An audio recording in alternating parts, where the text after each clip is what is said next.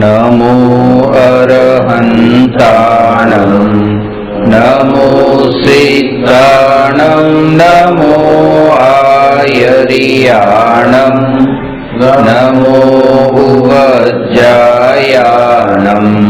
नमो लोये सवसामूणम्।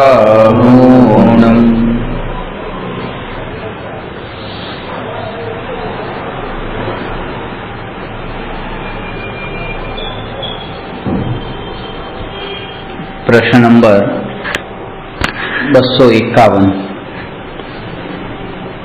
सामायिकનું સ્વરૂપ કેવું હોય? છેલ્લે ચર્ચા કરેલી સામાયિક શબ્દ માં 3 શબ્દ છે. એક તો સમ, અય અને ઈક. જે સમય શબ્દનો અર્થ છે એકી સાથે જાણે, ગમન કરે અને પરિણમન કરે એવું જે દ્રવ્ય છે એ દ્રવ્યનું નામ છે સમય. અને એ સમયની પ્રાપ્તિ, એ સમયની ઉપલબ્ધિ એનું નામ છે સામાયિક. અને એ ક્યાં થાય છે કે પર્યાયમાં દ્રવ્યની સ્થાપના થાય છે એટલે સામાયિક પર્યાયમાં થાય છે. ભલે આપણે એમ કહીએ છીએ કે પર્યાય ઉપરથી દ્રષ્ટિ હટાવવી, દ્રવ્ય પર દ્રષ્ટિ કરવી પર્યાયની કઈ મહિમા નથી, દ્રવ્ય સ્વભાવની મહિમા છે. પણ જે પર્યાયમાં દ્રવ્યની અનુભૂતિ થાય છે એ પર્યાય પણ એવી જ મહિમાવાન થાય છે જેવું ત્રિકાળી ધ્રુવ તત્વ મહિમાવાન છે. એમ કહેવાય છે કે સિંહણનું દૂધ સોનાના પાત્ર વિના ટકતું નથી. હવે સોનાનું જે પાત્ર, એ પાત્રની જે કિંમત છે એ ખાલી છે ત્યારે, અને એમાં સિંહણનું દૂધ ભર્યું હોય ત્યારે એ વખતે એ પાત્રની કિંમત સિંહણના દૂધ કરતા તો વધારે જ હોય, કારણ કે એ પણ અંદર ગર્ભિત છે. એટલે જે પાત્રમાં એ વસ્તુ ગ્રહણ થઈ છે એ પાત્રની કિંમત મૂળ વસ્તુ કરતા પણ વધી ગઈ. એ રીતે ભલે પર્યાય એક સમયની છે, ક્ષણિક છે, પણ જે સમયની પર્યાયમાં ત્રિકાળી ધ્રુવ તત્વ ગ્રહણ થાય છે એ પર્યાય પણ એટલી જ મહિમાવાન થાય છે જેટલું ત્રિકાળી ધ્રુવ દ્રવ્ય. કારણ એ છે કે એ સમયે એ ત્રિકાળી ધ્રુવ દ્રવ્ય અને એ દ્રવ્યનો આશ્રય લેનારી જે પર્યાય, એ બંને વચ્ચેનો ભેદ ટળી ગયો હોય છે, બંને અભેદ હોય છે. ભેદ ત્યાં સુધી હોય છે જ્યાં સુધી પર્યાય અને દ્રવ્ય અલગ અલગ રૂપે પરિણમતા હોય. એટલે પર્યાયનું પરિણમન અલગ હોય અને દ્રવ્ય સ્વભાવ અલગ હોય ત્યારે દ્રવ્ય અને પર્યાયનો ભેદ થાય. ત્યારે જાણનાર અને જણાવનાર જે બે વસ્તુ જે છે, જ્ઞાનમાં જે જણાઈ રહ્યું છે એ અને જે જાણી રહ્યું છે એ, એવા બે ભેદ પડે. આ જાણવારૂપ પર્યાય છે અને આ જાણવારૂપ જે આત્માની જે પર્યાય એ નીકળીને જાણે છે, પણ એ જે પદાર્થોને જાણે છે એ બધા પર પદાર્થોને જાણે છે. આ દ્રવ્યમાંથી પર્યાય નીકળી, આ દ્રવ્ય છે અને એ દ્રવ્યમાંથી પર્યાય નીકળી અને જાણવા ગઈ પર પદાર્થને. તો જ્યાં બે ભેદ પડ્યા, બે ભેદ તો ત્યાં પડે છે જ્યાં જાણનાર અલગ છે અને એ જાણનારી પર્યાય જેને જાણવા જાય છે એ કંઈક અલગ છે. પણ જ્યારે આ જાણવા વાળું દ્રવ્ય અને એમાંથી નીકળેલી આ જાણવાળું પર્યાય એ નીકળીને પરને જાણવા ન ગઈને એ સ્વને જ જ્યારે જાણે, અને ખાલી જાણે નહીં, એકત્વ પૂર્વક જાણે, તો હવે જે જાણવા વાળી પર્યાય અને જે દ્રવ્ય જાણનાર એવો અહીંયા ભેદ નથી રહેતો, કારણ કે ત્યાં બંને અભેદ થયા. અને એવી અભેદ સ્થિતિ જે સમયે પ્રગટ થાય છે એ સમયે જ્ઞાનનું જ્ઞેય કોઈ પરદ્રવ્ય બનતું નથી. અને એ સમયે જે પરદ્રવ્યના નિમિત્તથી રાગ અને દ્વેષના ભાવ ઉત્પન્ન થતા હતા એ ભાવ પણ ઉત્પન્ન થતા નથી, અને એ પરના નિમિત્તે ઉત્પન્ન થતા રાગ દ્વેષના ભાવનું ટળી જવું એનું નામ સામાયિક છે. આત્માની નિર્વિકલ્પ અનુભૂતિ વિના સામાયિક થતું નથી. આનું નામ છે કે જે પર્યાય પરદ્રવ્યનો આશ્રય લે છે, પરદ્રવ્યને જાણે છે, એ પર્યાય સ્વદ્રવ્યનો આશ્રય લે, સ્વને જાણે.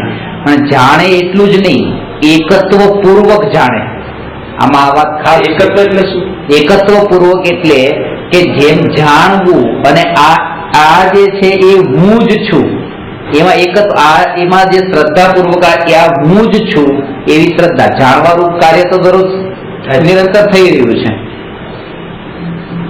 છાપામાં લેખ લખાય છે, એક રાઇટર છે જે છાપામાં લેખ લખે છે, અને એક એડિટર જે છાપાનો કે જે એમાં લેખને છાપે છે, એનું જે છાપું ચાલે છે આ રાઇટરના લેખના કારણે ચાલી રહ્યું છે.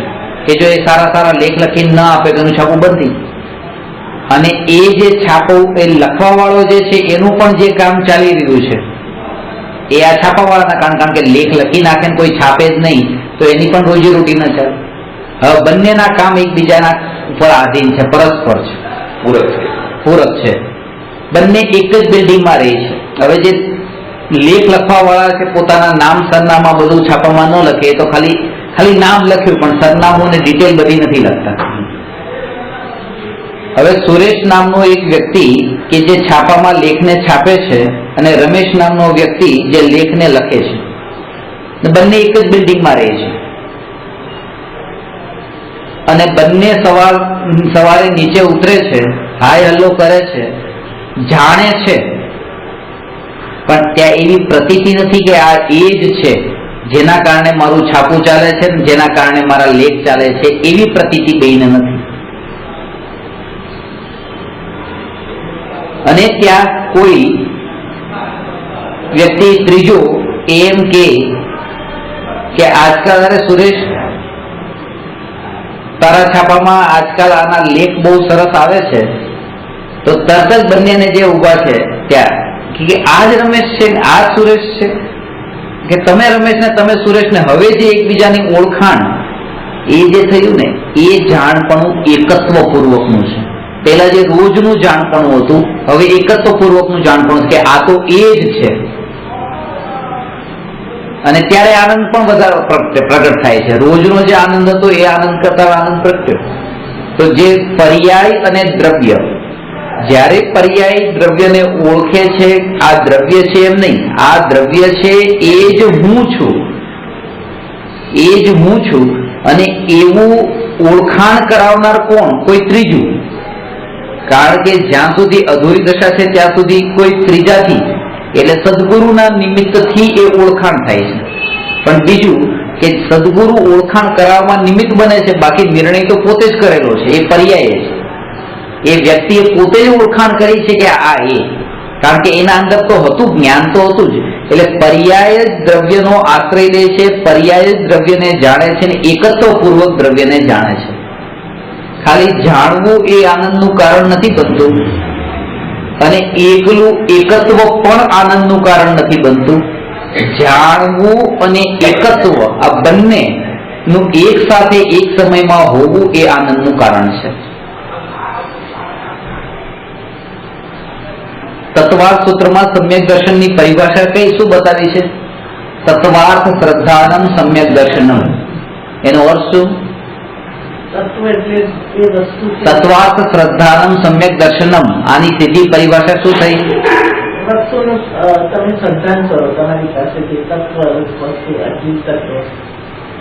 એની પરિભાષા છે તત્વાર્થ શ્રદ્ધાનમ સમ્યક દર્શનમ. સાત તત્વની સાચી શ્રદ્ધાને સમ્યક દર્શન કહે છે. સીધી વાત છે. મોટા ભાગના લોકો આનો આટલો જ અર્થ લે કે સાત તત્વની સાચી શ્રદ્ધાને સમ્યક દર્શન કહે છે. પણ આનો આટલો અર્થ નથી. કારણ કે જો ત્યાં એમ લખ્યું હોય કે તત્વ શ્રદ્ધાનમ સમ્યક દર્શનમ તો બરાબર છે. પણ ત્યાં તત્વાર્થ લખ્યું છે અને એની પાછળનું આ જ રહસ્ય છે. એકત્વ પૂર્વક. એકત્વનો અર્થ શું કે હા, અર્થની શ્રદ્ધા પણ જોઈએ ને તત્વની શ્રદ્ધા પણ જોઈએ. હા, અને અર્થનો મતલબ અર્થનો અર્થ ત્યાં મિનિંગ નહીં લેવાનો કે તત્વ જે છે એના મિનિંગની શ્રદ્ધા જોઈએ એમ નહીં. એનો અર્થ શું છે કે એક પિતાએ એના છોકરા માટે આમ રમકડા લઈને ગયા અને થેલીમાં રમકડા છે.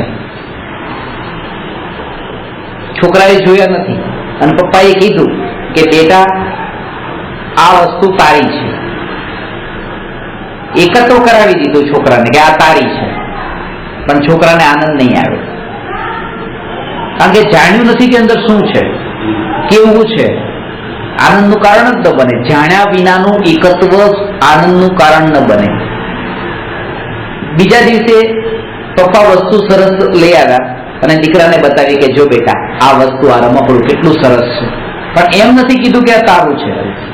ત્યાં જ્ઞાન કરાવી દીધું છે અને એકત્વ નથી કરાવ્યો તો એ આનંદ નહીં આવે.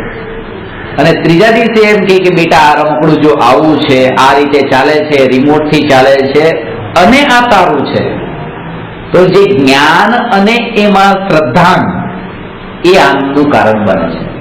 તો તત્વનો અર્થ છે સાત તત્વનું સ્વરૂપ. એને પેલા જાણ્યું કે જીવ જ્ઞાન દર્શન સ્વભાવી છે, અજીવ જ્ઞાન દર્શન સ્વભાવ રહિત છે, એ તત્વની શ્રદ્ધા. અને હું જીવ છું, હું અજીવ નથી, એ અર્થની શ્રદ્ધા. અને હું જ્ઞાન દર્શન સ્વભાવી જીવ છું અને હું જ્ઞાન દર્શન સ્વભાવથી રહિત અજીવ નથી, એ તત્વાર્થની શ્રદ્ધા. આ બંને એક સાથે.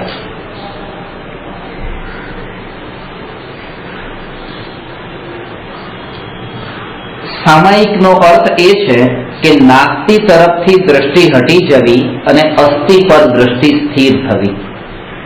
જે અનાદિકાળનો સંસ્કાર હતો કે જે નાસ્તિ પરની દ્રષ્ટિ હતી, કારણ કે જે કષાય ભાવો એ નાસ્તિના લક્ષ્ય જ ઉત્પન્ન થાય છે કે આ નથી નથી નથી, એના કારણે લોભ ઉત્પન્ન થાય છે. લોભની પૂર્તિ ન થાય તો ક્રોધ ઉત્પન્ન થાય છે. લોભની પૂર્તિ થતા એનું માન ઉત્પન્ન થાય છે અને લોભની પૂર્તિ કરવા અર્થે એ માયાચારી પણ કરવા તૈયાર થાય છે. તો જે નથી, આ મારી પાસે નથી એ વિચાર કર્યો ત્યારે આ કષાય ઉત્પન્ન થયા, ત્યારે રાગ દ્વેષ ઉત્પન્ન થયા.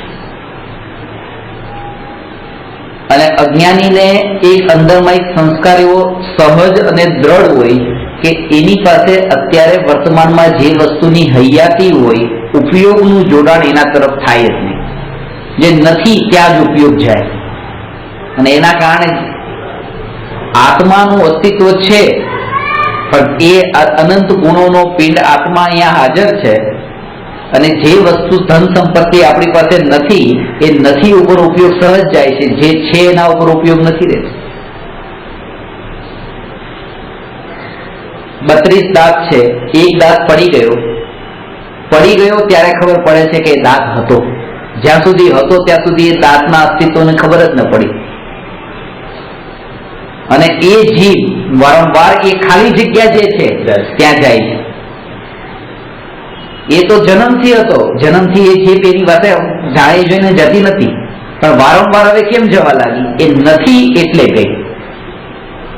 અને એક વૃત્તિ જેવા પ્રકારની છે કે જ્યાં નથી એના ઉપર વારંવાર ઉપયોગનું જવું થાય અને જેને જે છે એના ઉપર ઉપયોગ રે અને નથી એના ઉપરથી ઉપયોગ હટી જાય, આનું નામ જ જ્ઞાન. અને ત્યાં સહજ કશાય પણ ટળી જાય છે, કારણ કે પછી લોભનો ભાવ જ નથી, મારી પાસે આ નથી, મારે આ ભેગું કરવું છે, કારણ કે દ્રષ્ટિ જ ત્યાં નથી જતી. પછી અસ્થિ ઉપર દ્રષ્ટિ સ્થિર થવી અને નાસ્તિથી દ્રષ્ટિ હટવી એ જ સામાયિક છે. એ સામાયિકની મૂળ બે પ્રકારથી ચર્ચા કરી, એક નિશ્ચય સામાયિક અને એક વ્યવહાર સામાયિક. ચારિત્ર બે પ્રકારના કયા છે, એક વિતરાગ ચારિત્ર અને એક સરાગ ચારિત્ર. સાધારણ રીતે એનો અર્થ એ લઈએ કે વિતરાગ ચારિત્ર એટલે જ્ઞાનીઓનું ચારિત્ર અને સરાગ ચારિત્ર એટલે અજ્ઞાનીઓને જે ચારિત્ર હોય છે એ. પણ એમ એનો અર્થ નથી. જે એ ચારિત્રના અર્થને સાચા રૂપમાં સમજી શકે એ જ નિશ્ચય સામાયિક અને વ્યવહાર સામાયિકને સમજી શકે. વિતરાગ ચારિત્રનો અર્થ એ છે કે જ્યારે જ્ઞાની નિર્વિકલ્પ આત્માનુભૂતિમાં લીન છે એ સમયે જે પરિણતિની નિર્મળતા છે, જેટલા કશાય ચોકડીના અભાવપૂર્વક પરિણતિ શુદ્ધ છે, આનું નામ વિતરાગ ચારિત્ર છે. અને એ નિર્વિકલ્પ ધ્યાનમાંથી બહાર આવ્યા પછી પણ હજી પરિણતિ નિર્મળ છે, પરિણતિ અશુદ્ધ નથી થઈ ગઈ. ઉપયોગ જે છે એ ઉપયોગ અશુદ્ધ થયો, પરિણતિ અશુદ્ધ ન થઈ. ઉપયોગ શુભોપયોગ રૂપ થયો કે અશુભોપયોગ રૂપ થયો શુદ્ધોપયોગમાંથી, તો અશુભોપયોગ ને શુભોપયોગ ને એક શબ્દમાં શુદ્ધોપયોગ કહેવાય. તો જ્ઞાનીને જ્યારે આત્મ ધ્યાનમાંથી બહાર આવે છે ત્યારે શુદ્ધોપયોગથી અશુદ્ધોપયોગ રૂપ તો પરિણમન થાય છે, પણ શુદ્ધ પરિણતિથી અશુદ્ધ પરિણતિ રૂપ પરિણમન નથી થતું. અને એ જ કારણ છે કે ભલે ઉપયોગ શુભોપયોગ રૂપ હોય કે અશુભોપયોગ રૂપ હોય, એટલે કે અશુદ્ધોપયોગ રૂપ હોય, પણ ત્યારે પણ કર્મની નિર્જરા ચાલુ છે ભોગના કાળે પણ, કારણ કે પરિણતિ જે છે એ અશુદ્ધ નથી થઈ, પરિણતિ ત્યાં શુદ્ધ છે. કહેવાનો અર્થ એ છે કે જ્યારે આત્માના ધ્યાનમાં લીન છે એ સમયની પરિણતિની નિર્મળતાને વિતરાગ ચારિત્ર કહેવાય, અને જે સમયે આત્મામાં લીન નથી એ સમયની જે વિતરાગ પરિણતિ જે છે એનું નામ સરાગ ચારિત્ર છે. એ વિતરાગ પરિણતિનું નામ જ સરાગ ચારિત્ર છે, રાગવાળી પરિણતિનું નામ સરાગ ચારિત્ર નથી. એટલે નિશ્ચય સામાયિક જે છે એનું નામ છે વિતરાગ ચારિત્ર, અને વ્યવહાર સામાયિકનું નામ છે સરાગ ચારિત્ર. એટલે બંને ચારિત્ર જ્ઞાનીઓને જ હોય છે, શુદ્ધ પરિણતિ જેને પ્રગટી હોય એને જ હોય છે.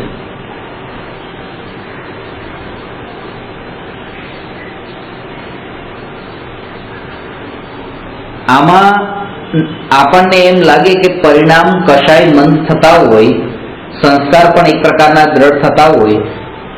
જે મિથ્યાત્વ રૂપ સંસ્કાર છે ને એ મિથ્યાત્વ રૂપ સંસ્કારને ટાળવાના છે. આપણે એમ કહીએ ને કે આ સામાયિક કરીએ, અત્યારે તો ક્રિયાની જરૂર છે, કરવામાં શું વાંધો છે, કરીએ. એક જગ્યાએ બેસીને 48 મિનિટ કોઈ સાથે વાતચીત નહીં કરીને એક સામાયિક કર્યું, તો એ જે એક સામાયિક કરે એમાં વાંધો એ છે કે અંદરમાં એને જો એ સંસ્કાર દ્રઢ થઈ જતા હોય કે આનું નામ સામાયિક છે, તો એ મિથ્યાત્વ જે અંદરમાં પહેલા અનાદિકાળથી ચાલતું હતું એ જ રહ્યું, જે છોડવાનું હતું, બીજું કઈ નતું કરવાનું. અત્યારે તો ખાલી માન્યતા જ પલટાવવાની હતી. માન્યતા પલટાવવાનો અર્થ એ છે અત્યારે એ ક્રિયા કરવી એટલે ગમે છે કારણ કે એ સામાયિક માન્યું છે, અને પછી એ ગમશે પણ નહીં, કારણ કે જયારે એ સામાયિક છે નહીં તો પછી કેમ કરવું. અને એ જ કારણ છે કે પછી એ સાચું જે સામાયિકનું ખરું સ્વરૂપ વિતરાગ ચારિત્ર રૂપ એની પ્રાપ્તિનો પુરુષાર્થ શરૂ કરશે. કારણ કે જયારે ખબર પડી કે આ સામાયિક નથી, તો હવે જેટલો સમય એની પાછળ કાઢી રહ્યો છે એ હવે એટલો સમય નહીં કાઢે. હવે શાસ્ત્ર વાંચશે, શાસ્ત્રનો અભ્યાસ કરશે, પણ શાસ્ત્રનો અભ્યાસ પણ એ 48 મિનિટ ગણીને નહીં, પણ મારા આત્મામાં જે પહેલેથી બંધાયેલી જે ગ્રંથિઓ છે, કોઈને કોઈ પર પદાર્થ માટે જે મેં ગ્રંથિઓ બાંધી છે કે આ સારા છે, આ ખરાબ છે, આ મારું હિત કરનારા છે, આ મારું અહિત કરનારા છે, આ રાગરૂપ છે, આ દ્વેષરૂપ છે, તો એમાં જે ભેદ પાડ્યા છે પરમાં, એ ભેદ ટાળવા માટે એ સ્વાધ્યાય કરે. પણ 48 મિનિટ ગણીને સામાયિક કરવું છે, સામાયિક પાળી લઉં, આ જે વારંવાર બોલવામાં પણ એનું અંદરનો જે સંસ્કાર તો દ્રઢ થઈ જ જાય છે. અત્યારે એ માન્યતાથી છે, જયારે એમ બોલે છે કે સામાયિક પાળી લઉં, ત્યારે આ સામાયિક નથી એવી માન્યતા સાથે જો એ કરતો હોય તો વાંધો નથી, પણ એવી માન્યતા જેની થઈ ગઈ હોય એને તો પછી આપ છૂટી જાય છે. અભ્યાસ કરી અને એને બધું જ જેમ વ્યવહારથી આપણે એમ કીધું એમ વ્યવહારથી બેઠા, પણ લક્ષ્ય ક્યાંનું છે? સામાયિક સ્વાધ્યાય. જે અત્યારે આપણે સ્વાધ્યાય કરવા બેઠા, શાસ્ત્રમાં લખ્યું કે સ્વાધ્યાય એ તપ છે, અને તપ તો જ્ઞાનીઓને હોય છે, અજ્ઞાનીઓને તો સ્વાધ્યાય હોતો જ નથી. એટલે દરેક શબ્દની બે બે પરિભાષા છે. જેનું લક્ષ્ય હવે સ્વાધ્યાય કરવાનું છે, હવે આ વાંચન જે થઈ ગયું, ખાલી સાંભળી લીધું, એમાં અટકશે નહીં. યાદ કરવું ને યાદ કરીને એને સંભળાવી દેવું, એનું નામ સ્વાધ્યાય થોડું છે.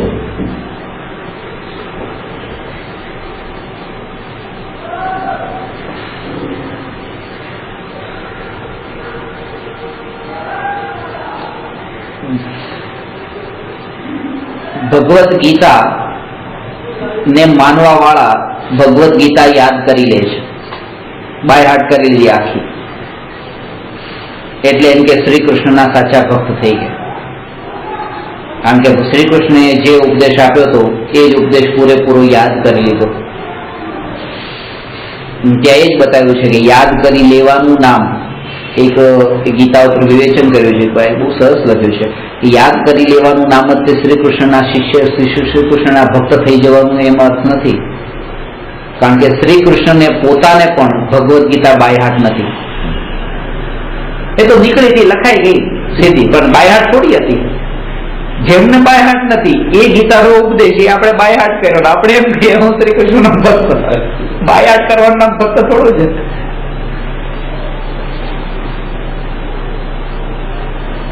એ સ્વાધ્યાય નથી. સ્વાધ્યાય તો એ છે કે સોને ઓળખવો, સોને જાણવાનું નામ સ્વાધ્યાય છે. એટલે ખરેખર જયારે સમ્યક દર્શન પ્રગટ થાય છે ત્યારે જ આ બધા એંગલથી એને નામ આપવામાં આવે છે. ચાહે એને સામાયિક કહો, સ્વાધ્યાય કહો, ધ્યાન કહો, નિર્વિકલ્પ આત્માનુભૂતિ કહો, ક્રમબદ્ધ પર્યાયની શ્રદ્ધા કહો, વસ્તુ સ્વતંત્રતાનો નિર્ણય કહો, દ્રવ્ય અને પર્યાય વચ્ચેનો ભેદ કહો, મિથ્યા દર્શન જ્ઞાન ચારિત્રનું છૂટી જવું કહો, અને ધર્મ પ્રગટ થવો કહો. આ બધાનો એક જ અર્થ છે કે જ્યારે સમ્યક દર્શન પ્રગટ થાય એના પહેલા આ બધું ન હોય.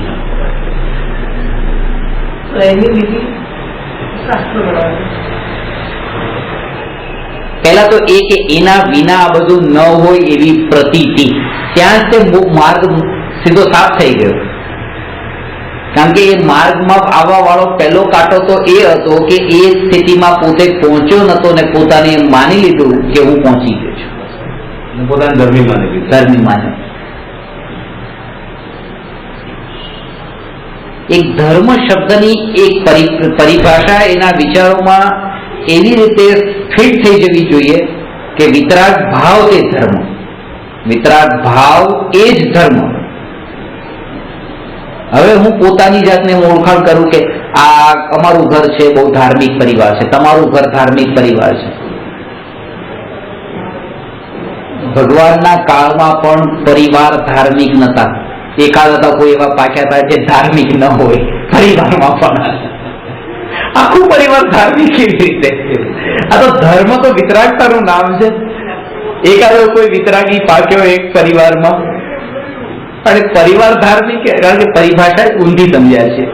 પરિભાષા જે છે કે સદાચારથી જીવન જીવે, ન્યાયની નીતિ જીવનમાં હોય, એ પણ જેટલી થઈ શકે એટલી, બધી તો નહીં, એટલે ધાર્મિક.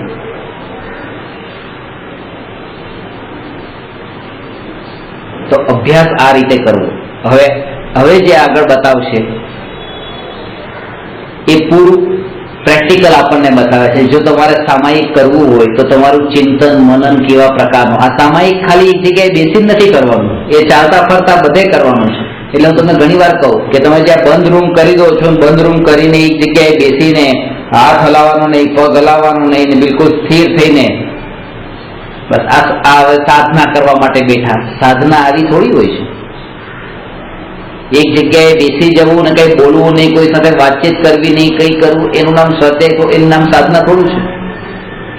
જે તમે સાંભળ્યું છે એની વિચારધારા નિરંતર ચાલતી રહે, અને શરીરની ક્રિયા શરીરનું કામ કરતી રહે, અને એ સમયે તમારું ભેદ જ્ઞાન નિરંતર વર્તતું હોય, એ જાગૃતિનું નામ ત્યાં સાધના છે. કામ એક બંધ નથી થતા, કામ તો ચાલુ રહે છે. પણ એક જાગૃતિ સંસ્કાર, કારણ કે બધી જગ્યાએ તમારી પાસે એવા સદનિમિત્ત તો નહીં હોય કે અત્યારે તમે બારણા બંધ કર્યા ને અસદ નિમિત્ત તમે નથી આવ્યા, પણ અંદરમાં એક સ્વરૂપનો અને સ્વભાવનો નિર્ણય કર્યો હોય તો એ નિર્ણયના બળ પર તમે ચાલતા ચાલતા પણ એવી તમને જાગૃતિ રહી શકે. એક ભેદ જ્ઞાનની ધારા દરેક સમયે રહી શકે, ચાલતા હો ત્યારે પણ અને એ બોલતા હો ત્યારે પણ, કોઈ પણ ક્રિયા કરતા હો ત્યારે એ લક્ષ્ય ત્યાંનું હોય તો એ ત્યાં સાધના ખરી શરૂ થઈ એમ કહેવાય. અરે કોઈ જાણતું નથી, તમે પોતે જ જાણો છો કે તમારી પરિણતિ તમારો ઉપયોગ કેટલો જોડાય છે, અને કોઈ નથી જાણતું એટલા માટે જ આપણે એ ઉપયોગ પર જોર નથી આપતું, કોઈ બળ નથી કે ઉપયોગ સ્વભાવમાં સ્થિર રાખવા માટે એટલો પુરુષાર્થ થાય. આપણે તો ગણપતિથી એ જ આવે કે સાધના એકાંતમાં બેસીને ગમે ત્યાં બંધ વગડામાં બેસો કે ગમે ત્યાં ગુફામાં કે બંધ રૂમમાં ત્યાં બેસી તમે ચિંતન કરો કે એને જ ગણી દીધું છે, પછી એ જ સાધના ગણી દીધી છે. એકચ્યુઅલમાં વ્યવહારમાં જે છે તમે હાલતા ફરતા અને એમાં ને આમાં ભાઈ અંતર નથી. જે 48 મિનિટ બેસી ગયા સામાયિક લઈને, એવી રીતે તમે રૂમ બંધ કરીને બેસી ગયા, એનું નામ સામાયિક થોડું છે.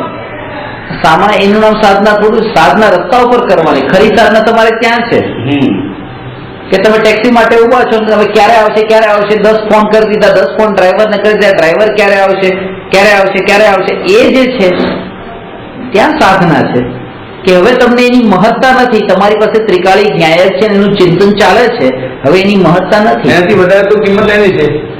ડ્રાઈવરની કિંમત કરી ક્યારે આવશે. દુકાનમાં વસ્તુ લેવા માટે ગયા, પેલો માણસ વસ્તુ અંદર કાઢવા માટે ગયો છે, વસ્તુ લઈને ક્યારે આવશે. હવે એની એટલી મહત્તા કે 30 સેકન્ડ, 1 મિનિટ, 2 મિનિટ જેટલા સમયમાં એટલી આતુરતા કરી દે કે જલ્દી આવી જાય. તો એ જે સાધના ત્યાં છે. આપણે કહીએ એના પર મને ભરોસો થઈ ગયો, ભરોસો તો થાય તો એ ત્યાં બધું પ્રવૃત્તિ નહીં એમાં કે ક્યારે આવશે. ભરોસો થાય તો ઠીક છે, ત્યારે આવું કાલ પાકશે ત્યારે આવશે. એ સદા થઈ ગયો, એ ચિંતનમાં આવી જાય તો એ થઈ ગયું. અરે જે રૂમમાં બેસીને સાધના કરવાનો અભ્યાસ કરે છે ને, એના જ પરિણામ સૌથી વધારે ચંચળ ને બહાર ભટકતા હોય છે. કારણ કે ત્યાં તો કોઈ નિમિત્ત નતા, એટલા માટે એમ લાગી ગયું કે બરાબર છે, હવે તો કઈ થતું જ નથી, પરિણામ રહ્યા જ નથી, બધો કચરો અંદર જ પડ્યો હોય. કોઈ નિમિત્તની જે 1 મિનિટની વાર છે, અને પછી પણ માનો કોઈ નિમિત્તમાં જાય ને રાગ દ્વેષ થાય તો પણ પાછો વાળવાની કોશિશ કરે, બિલકુલ મનને વાળવાની કોશિશ કરે, પણ એ કોશિશ એવી છે કે કાચના ગ્લાસને જેટલો બને એટલો જલ્દી ફીટ પકડો, છૂટી ન જાય. એમાં જે ફૂટી જાય, છૂટી તો નહીં જાય પણ ફૂટી જાય. કારણ કે એ રોકવું, હજી રોકી દઉં, કારણ કે જે રોક્યું હતું ને પેલા બંધ રૂમ કરીને રોક્યું હતું, હવે રૂમ ખોલ્યા પછી પણ હવે એને રોકી દઉં, નથી લઈ જવું એમ નહીં. ત્યાં સહજતા જોઈએ, અને સહજતામાં જ એ ફૂટવાની વાત નથી, સહજતામાં સ્વીકાર છે. સરસ દબાવી દીધું, પ્રેશર આપીને દબાવી દીધું, પછી દબાવી પાછો ગમે ત્યારે ઉભરો આવવાનો છે. તો સમજાય. એટલે કે અત્યારે રૂમ બંધ કર્યો, કોઈ નથી, અને હું બસ ક્ષમતા ભાવમાં છું, મને કઈ નથી થતું, કોઈ રાગદ્વેષ નહીં, કોઈના પ્રત્યે ક્રોધ નહીં, કોઈ માનનો ભાવ નહીં.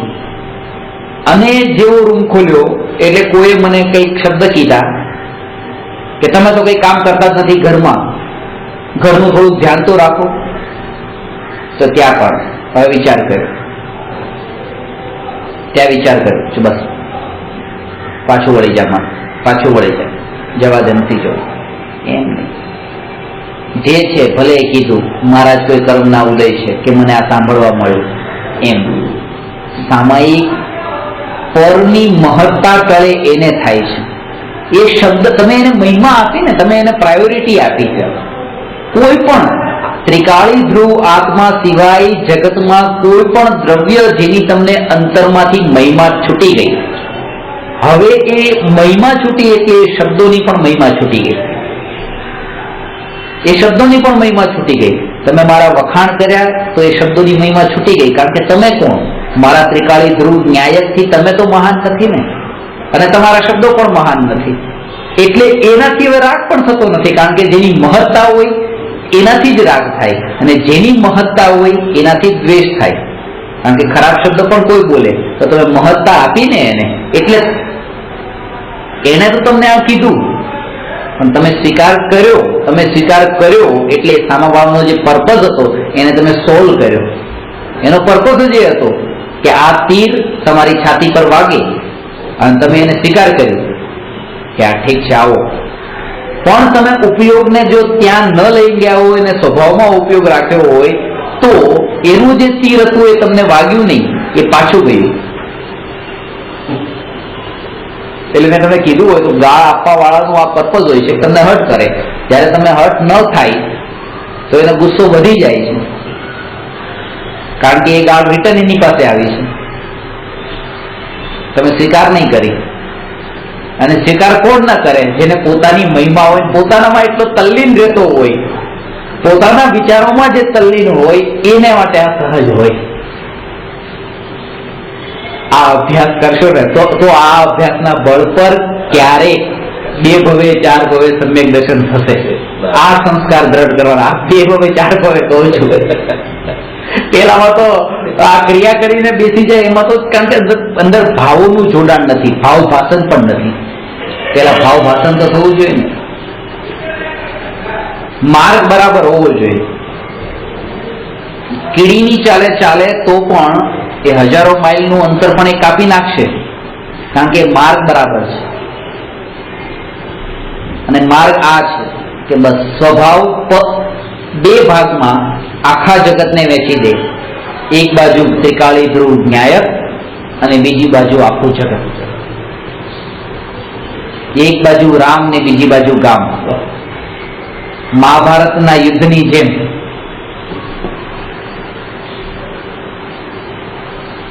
જ્યારે અર્જુન ને દુર્યોધન શ્રી કૃષ્ણની પાસે મદદ લેવા માટે જાય છે અને શ્રી કૃષ્ણ કહે છે ને કે એક બાજુ હું હોય છે એકલો, હથિયાર વિનાનો, શસ્ત્ર વિનાનો, અને બીજી બાજુ હશે મારી સેના, હથિયાર સાથે, લશ્કર સાથે, સૈનિક, બધું. કરો પસંદ, કોને કરવાના? દુર્યોધનને પહેલો મોકો આવ્યો. દુર્યોધને વિચાર કર્યો કે યુદ્ધ તો હથિયારોથી લડાય, સૈનિકોથી લડાય, તલવારથી લડાય. આ શ્રી કૃષ્ણને પસંદ કરી શું કરવું કે યુદ્ધના મેદાનમાં એ શું કરવાના છે? વધારે પ્રવચન આપશે. પણ એને ખબર નથી કે પ્રવચનના બળ પર જ અર્જુનની જીત થવાની છે, કારણ કે જ્યારે અર્જુન એ યુદ્ધના મેદાનમાં યુદ્ધ કરવા તૈયાર નથી થતો ને એ હારી જાય છે કે ના, મારે મારા ભાઈઓને નથી મારવા, ત્યારે જ આ ભગવદ્ ગીતાનો ઉપદેશ યુદ્ધના મેદાનમાં આપેલો ઉપદેશ છે. પણ એને જેને આ એક રામને પસંદ કર્યા, શ્રી કૃષ્ણને પસંદ કર્યા, ને એક સેનાને પસંદ કરી, જીત એની થઈ જેના તરફ રામ હતા. એટલે એક તરફ આપણે આત્મ રામ અને બીજી તરફ આખું જગત. અને આપણી પાસે એવી જો પસંદગી હોય કે પસંદ કરો તો એ આત્માની મહિમા પેલા આવી જોઈએ, કારણ કે મહિમા વગર નકામું છે. કારણ કે મહિમા વગર તો ઉપયોગ એનો પરમાં જવાનો જ છે. કોઈ ગમે એટલી કોશિશ કરે કે ના તમે ઉપયોગને સ્વભાવમાં લાવો, પણ મહિમા નથી. ક્યાંથી આવશે? આપણે પણ એ જ કાર્ય કરીએ જેમાં આપણે મહિમા હોય છે.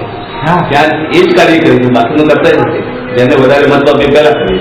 અને વિકલ્પો પણ એના ના રહી છે, વિકલ્પો પણ એના જ રહી છે. જેને ઇમ્પોર્ટન્સ આપીએ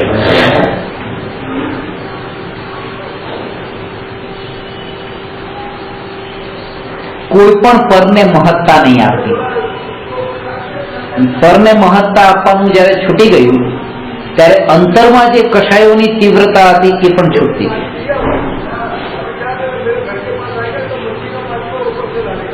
ક્લાસરૂમમાં છો, વિદ્યાર્થીઓ બેઠા છે, વિદ્યાર્થીઓ બરાબર નથી બેસતા, કોઈ આમ પગ રાખ્યો, કોઈ આમ રાખ્યો, કોઈ આડાવાળા બેઠા. ગુરુને ક્રોધ આવ્યો. ક્રોધ કેમ આવ્યો? ક્રોધ આવવાનું કારણ કે એને આ વિદ્યાર્થીઓને મહત્તા આપી. મહત્તા ન આપે તો પછી ઠીક છે, જેમ છે તેમ. મહત્તા છૂટી જાય તો કશાય પણ છૂટી જાય.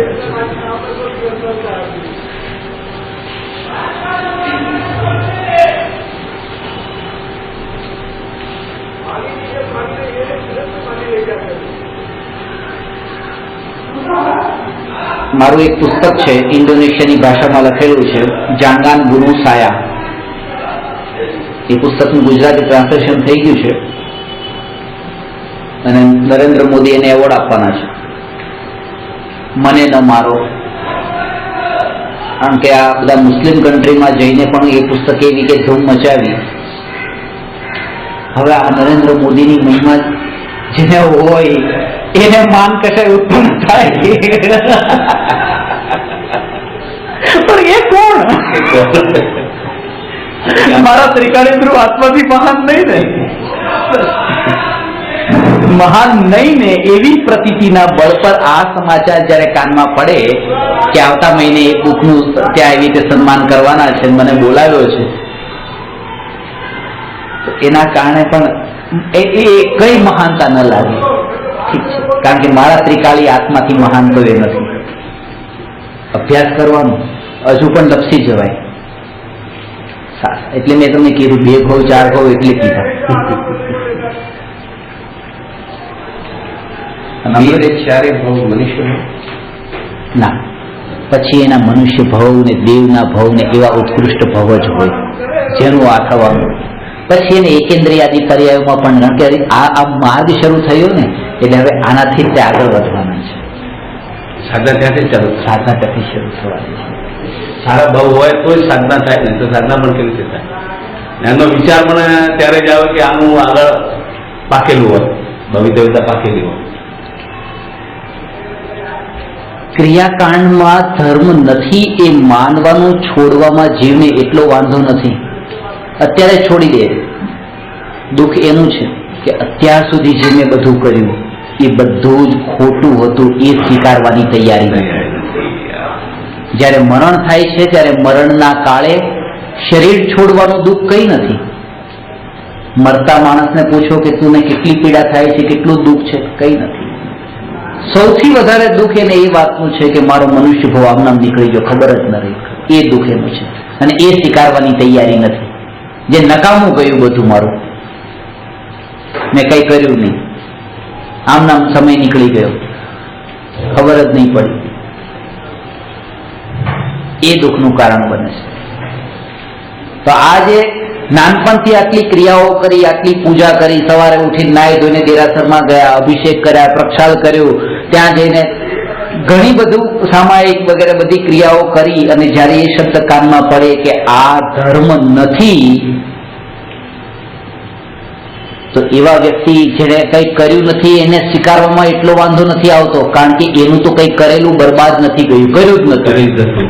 પણ આનું તો આટલું કરેલું હતું ને એ બધું નકામું હતું, એ સાંભળવાની તૈયારી એને નથી.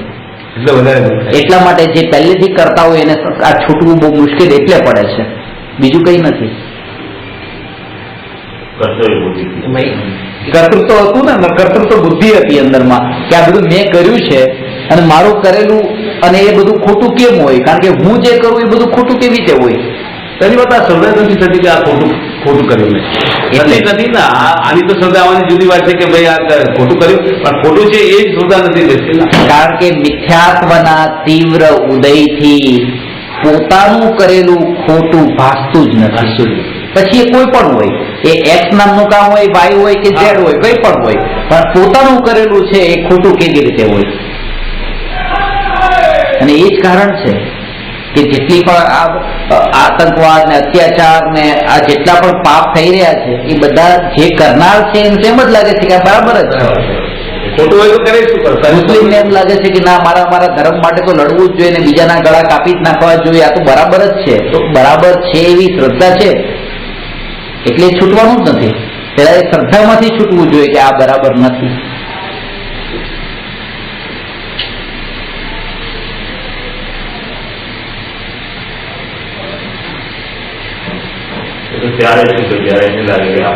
એને લાગે, પોતાને એ લાગે કે આ જે છે આ ધર્મ નથી, આ ધર્મના નામે મેં કેટલા પુણ્ય બાંધ્યા નથી, પાપ બાંધ્યા છે.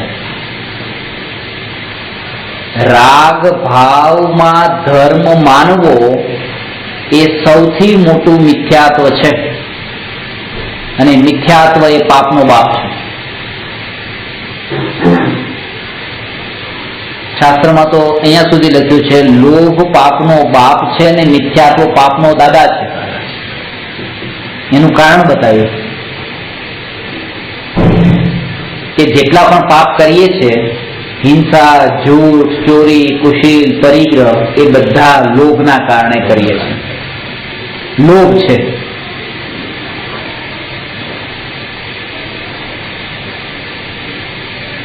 ધનનો લોભ છે તો હિંસા કરવા માટે પણ તૈયાર થઈએ છીએ. જૂઠ, ચોરી, કુશીલ ને પરિગ્રહ બધા પાપ કરવા તૈયાર છીએ, કારણ કે લોભ છે. એટલે લોભને પાપનો બાપ કહ્યો. પણ એ લોભ પણ કોના કારણે જન્મ્યો? તો કે મિથ્યાત્વના કારણે. કારણ કે માન્યું કે ધન સુખરૂપ છે, એવી માન્યતાના મિથ્યાત્વ. એ સુખરૂપ માન્યું એટલા માટે ધનને મેળવવાનો લોભ થયો. એટલે મિથ્યાત્વના કારણે લોભ થાય છે અને લોભના કારણે પાપ થાય છે. અને સૌથી મોટું મિથ્યાત્વ આ કીધું કે રાગ ભાવમાં ધર્મ માનવો. મિથ્યાત્વના તીવ્ર ઉદયમાં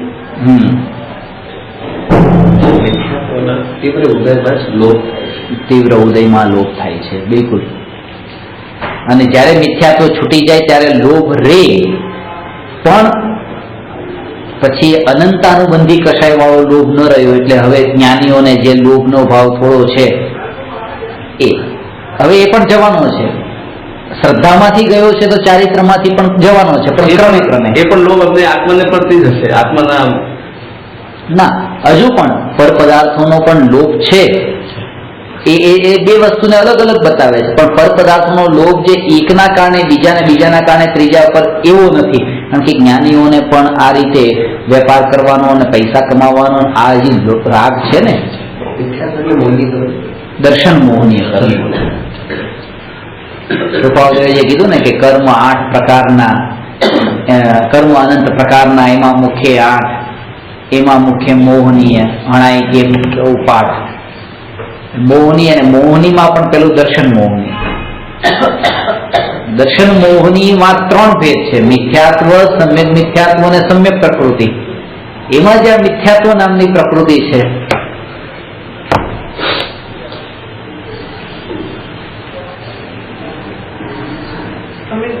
એનાથી મારું તે મોહ, સારું ખોટું તે રાખવે તે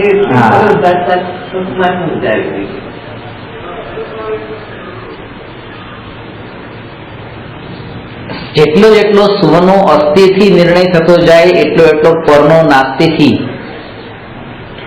નિર્ણય એ ઓટોમેટિક થતો જાય. જે જીવ ભગવાનની પૂજા ભક્તિ કરતા હોય ને ભગવાનની પૂજા ભક્તિ હું એમને પૂછું ક્યાં સુધી કરવી છે, અને જો એનો જવાબ એ હોય કે આજીવન કરીશ, તો એનો અર્થ એ છે કે હજુ એને આજીવન સંસારમાં ભટકવું છે. લક્ષ્ય તો એ જ લઈને જાય છે ને. એનું ધ્યેય એટલું છે કે એક દિવસ છોડી દઈશ, એ ધ્યેય નથી. ભગવાનની ભક્તિ કેટલા દિવસ સુધી કરશો? કે જ્યાં સુધી આ દેહમાં પ્રાણ રહેશે ત્યાં સુધી કરીશ. એનો મતલબ કે હું રાગ કરતો જ રહીશ, વિતરાગતાને મારું ધ્યેય નહીં બનાવું. પેલા ધ્યેય તો માનો. હા, એ વચ્ચે આવે, આવા પૂજા ભક્તિના ભાવ આવે, પણ આ શ્રદ્ધામાં દ્રઢ નહીં કરી દો કે આ કરતો જ રહીશ. કારણ કે એને એની મહત્તા છે, એટલા માટે એને કહે છે કરતો રહીશ. જેને ખબર પડી કે એનાથી પણ એક ઊંચું પદ છે, જે વિતરાગ પદ છે, આ શુભરાગથી પણ ઊંચું છે. આપણે કેટલાક લોકો વિતરાગને જાણી ગયા, અહીંયા બેસે જાય છે, બાકી તો વિતરાગ એટલે પ્રભુની ભક્તિ એટલે વિતરાગ ના આવી. એ લોકો એમ જ સમજે કે પ્રભુની ભક્તિ કરીએ, ધર્મ આ બધું ક્રિયાકાંડ કરીએ, એમાં વિતરાગ આવી ગઈ, સમય ઓટોમેટિક.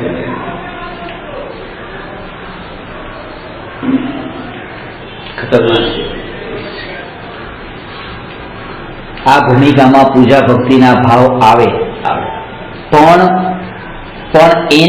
એને લઈને જ તે પોતાને ધર્મી માની લેવો એ ખોટું. એ જ મિથ્યાત્વ છે. અત્યારે જે સાધુ પોતાને સાધુ કે, પણ મહાવીર ભગવાને સાધુ અવસ્થામાં એક પણ કામ એવું નહોતું કર્યું, કોઈ દેરાસર બનાવડાવ્યું નહોતું.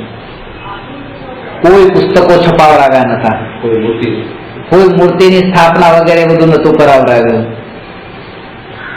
અને જે એમ કે અમે મહાવીર ભગવાનના સાચા ભક્ત છીએ ને એમના શાસનની રક્ષા કરનારા છીએ, તો એમના શાસન પ્રભાવક જે કે, તો શાસન પ્રભાવક તો વિતરાગી જોઈએ, કારણ કે ભગવાનનું શાસન તો વિતરાગી રૂપ હતું. વિતરાગતાની પ્રભાવના કરવી જોઈએ. અને તમને એક વાત બતાવી દઉં કે 5મા ગુણસ્થાનમાં જ એક નિયમ છે, અનુમતિ ત્યાગ પ્રતિમા. 10મા નંબરની પ્રતિમા છે અનુમતિ. 11 પ્રતિમામાં અનુમતિ ત્યાગ પ્રતિમાનો અર્થ એ કે કોઈ 5મા ગુણસ્થાન વર્તી શ્રાદ્ધુ પાસે અનુમતિ લેવા આવે, શ્રાવકની વાત કરું છું, એ શ્રાવકની એવી દશા આવી ગઈ કે કોઈ અનુમતિ લેવા માટે આવે તો અનુમતિ પોતે ન આપે, કે મારે આ વેપાર કરવો છે, તમે શું કહો છો, તો હું આ કરું, હા પણ નહીં, ના પણ નહીં. મારે આ દેરાસર બાંધવું છે, હું શું કરું, હા પણ નહીં, ના પણ નહીં. એ શ્રાવકનું લક્ષણ છે. શ્રાવક એવો હોય કે જે આની અનુમતિમાં પણ ન પડે, પોતે તો બધામાં કરવામાં તો ન પડે, પણ અનુમતિમાં પણ ન પડે, સલાહ સૂચન પણ નહીં. એ 5મા ગુણસ્થાનનો નિયમ. તો આના ઉપરથી સમજો કે 6ઠા 7મા ગુણસ્થાન વર્તી સાધુ કોઈને કેમ એમ કે તમે આ કરો ને આ કરો ને આ કરો. કારણ કે જ્યારે વ્રત લીધું ત્યારે વ્રતમાં તો એ ચોખ્ખી કીધું કે હું આજથી અહિંસાનું પાલન કરીશ, હિંસા કરીશ પણ નહીં, કરાવીશ પણ નહીં, અનુમોદના પણ નહીં કરું. બરાબર છે.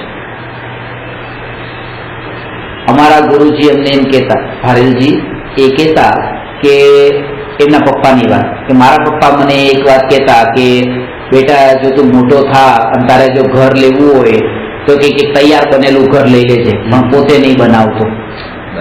કારણ કે તારા હાથે તું ક્યાં બધી હિંસા બધામાં પડી જાય, કે જે થઈ ગયું તો ઠીક, પણ કે તું નહીં જોઈ શકે કે તારું હૃદય કાપી ઉઠશે એ જીવોની હિંસા તું જોઈશ ને.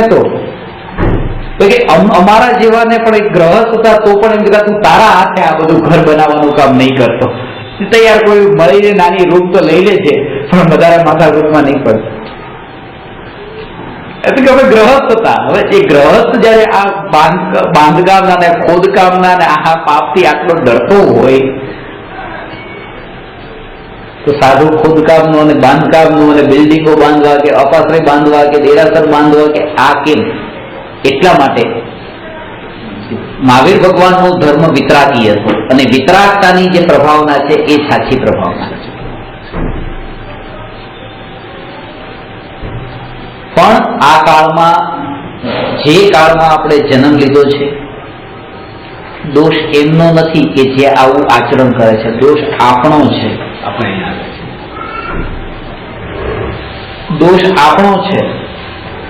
દોષ આપણો છે કે આપણે અહીંયા આવ્યા છીએ, પણ એ પણ આપણો ભૂતકાળનો દોષ છે, વર્તમાનનો દોષ નથી. કે ભૂતકાળમાં કોઈ એવા પાપ કર્યા હતા કે અહીંયા જન્મ થયો, એના ઉદય આવ્યા તો એ દોષ નથી. સૌથી મોટો દોષ આપણો છે. વર્તમાનમાં દોષ છે કે હું એને ત્રિકાળી ભગવાન આત્મા તરીકે નથી જોતો અને એની પર્યાય રૂપે જોઉં છું. જ્યારે મારા અંદર એવો ભાવ આવે કે આ ત્રિકાળી ધ્રુવ ભગવાન આત્મા, ત્યારે એનું તો હિત થશે કે નહીં થાય ખબર નથી, પણ પોતાના અંદર જે અંદરમાં કષાયોની ગાંઠ બંધાવી હતી એ છૂટી ગઈ. પછી એનું જે થાય તે થાય. એમાં આપણી અનુમોદના પણ નથી, ટીકા પણ નથી, નિંદા પણ નથી, એને જાણવું પણ નથી. આ આપણું ધ્યેય હોવું જોઈએ. જે ગુરુદેવે કર્યું, ગુરુદેવે તો બસ આ ભૂલ પર્યાયમાં પડેલી છે, એક દિવસ જવાની છે. દિગંબર સાધુઓ પણ, શ્વેતાંબર સાધુઓ પણ કાનજી સ્વામીના પ્રવચનમાં આવીને બેસતા. કાનજી સ્વામી તો ગ્રહસ્થ હતા, પછી શ્રાવક હતા, પોતે સાધુ પ્રવચનમાં સાંભળતા. એક જ વાત બસ કે આ ત્રિકાળી ધ્રુવનો આશ્રય, આત્માનો આશ્રય જ્યાં સુધી નથી લીધો ત્યાં સુધી ધર્મ નથી. પહેલું કામ કરવા યોગ્ય આ છે, આ કરી લો.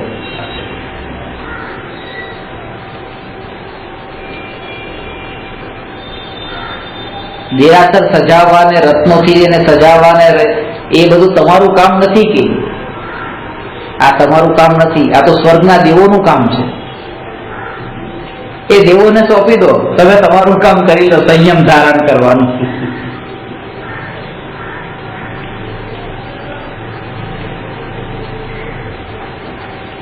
પછી દેરાસરમાં આટલી લાઈટો કરીને શણગારવાનો શું મીનિંગ? જે એમાં કીધું ને, જે કાળમાં જન્મ લીધો છે એ આપણે ઘણી વખત નથી કહેતા મારે આવું જોવું પડ્યું, એના પહેલા હું મરી ગયો હોત તો સારું હતું, મરી ગયો હોત તો સારું હતું. મારી નજરે ક્યાં જોવું પડ્યું? એનો મતલબ જોવું પડ્યું છે એ કોઈ મારી ભૂલ છે. એ તો ઠીક છે, જે થઈ ગયું થઈ ગયું, પણ આજે મારે ક્યાં આવું જોવું પડે છે? એ આપણે પોતાનો ખેદ વ્યક્ત કરીએ છીએ.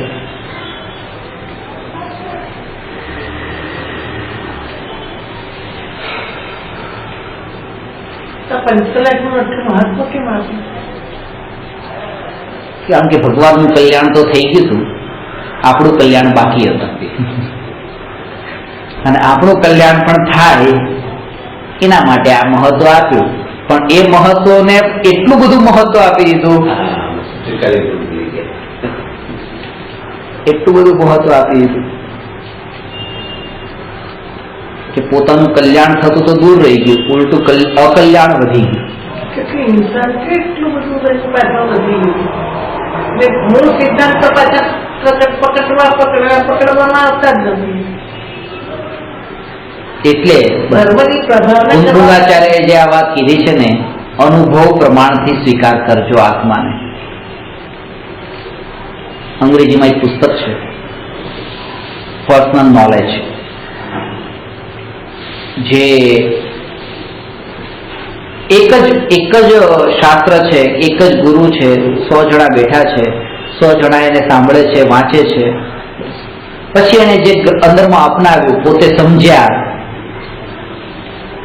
આજે હું તમને જે કઈ કહું છું આ મારું પર્સનલ નોલેજ છે, તમારા અંદર જે પડેલું છે તમારું પર્સનલ નોલેજ છે, કોઈ પણ રાઇટર જે લખે છે એનું પર્સનલ નોલેજ છે. હોઈ શકે એવું હોય પણ ને ન પણ હોય, એનું પર્સનલ નોલેજ છે. મોટા ભાગે એ જ કોશિશ હોય છે કે આજે હું તમને બતાવી રહ્યો છું, તમે મારી આ વાતને માની લો, આ વિતરાગ ભાવ જ ધર્મ છે, અને આ મારું પર્સનલ નોલેજ છે.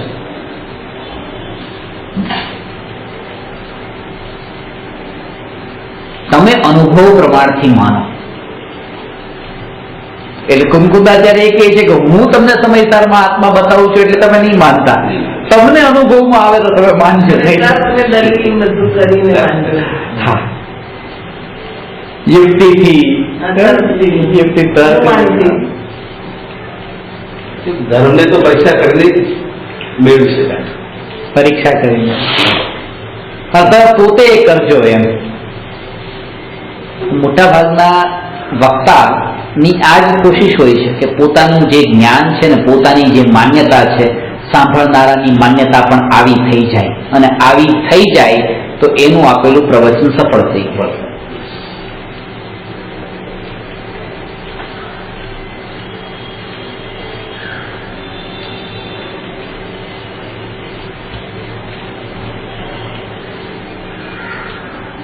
મુસ્લિમ માટે એક એવા છે કે મારીને મુસલમાન કરે, અહીંયા બોલીને જૈન કરવાની વાત થઈ ગઈ કે બોલી હું તમને જૈન કરી દઉં. એનાથી લાભ નથી. અંદરમાં તમને જ્યાં સુધી એની મહિમા ન આવે ત્યાં સુધી લાભ. અને પોતાના અનુભવથી હું તમને એમ કહું કે પૈસાની કઈ કિંમત નથી, પૈસાની કઈ કિંમત નથી, પણ એ તમને અનુભવમાં જ્યાં સુધી નહીં આવે ત્યાં સુધી તમને એ અસાર નહીં લાગે, મારા કહેવાથી નહીં લાગે. હું તમને કહું કે પૈસામાં કઈ સુખ નથી તો એ તમને અસાર નહીં લાગે. પૈસાથી તમારું કોઈ કામ થતું નથી, એમાં તમને એ વાત તમારી શ્રદ્ધામાં નહીં આવે. પણ જયારે પોતાનો એકનો એક દીકરો 10 વર્ષનો, પોતાની પાસે કરોડો રૂપિયા છે, એ 10 વર્ષનો દીકરો બીમાર પડ્યો અને સિરિયસ છે, અને મરી ગયો ત્યારે ખબર પડી કે જો કરોડો રૂપિયા હતા પણ દીકરો ન બચ્યો. આ પૈસા અસાર છે. હવે મારે તમને બોલવાની પણ જરૂર નથી કે પૈસા અસાર છે. એ તમારો પોતાનો અનુભવ છે અને દરેક સ્થિતિમાં પોતે ચકાસો પોતાને કે જે વસ્તુને અહીંયા શાસ્ત્રોમાં અસાર કીધી છે એ પોતાના જીવનમાં ઘટિત કરીને જો તો એની અસારતા એ અંદરમાં એવી સ્પર્શશે અને એ લાંબા કાળ સુધી રહેશે. અનુભવ થઈ જાય એટલે એને વારંવાર ટકોરો આવું થાય તો બી પૈસા આસાર નથી લાગતા. છોકરો મળી જાય જીવન જોત તો બી નથી લાગતા. ઓછા હતા, થોડાક વધારે હોત તો જ. ના ના, એમ કે પૈસા વગર તો જીવાય નહીં. જે રીતે પૈસાથી જીવાશે પાછું જીવન પોતાનું. હવે એનું તો પોતું જે થઈ ગયું થઈ ગયું, પણ હજી મારું તો હજી પૈસાથી જીવાય. આગળ જીવવું છે તો આ જોઈશે જ. પૈસા તો જોઈશે. પૈસા હશે તો બોલશે.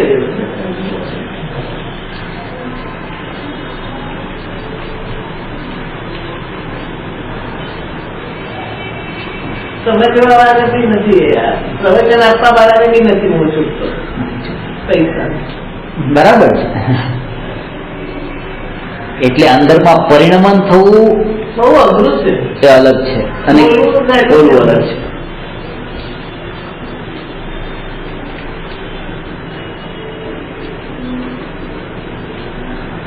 બધું અસર તો ત્યારે જ આત્માની મહિમા હોય. બરાબર. એ વખતે છોકરાની મહિમા પૈસાથી વધારે હતી એટલે એ અસર લાગે.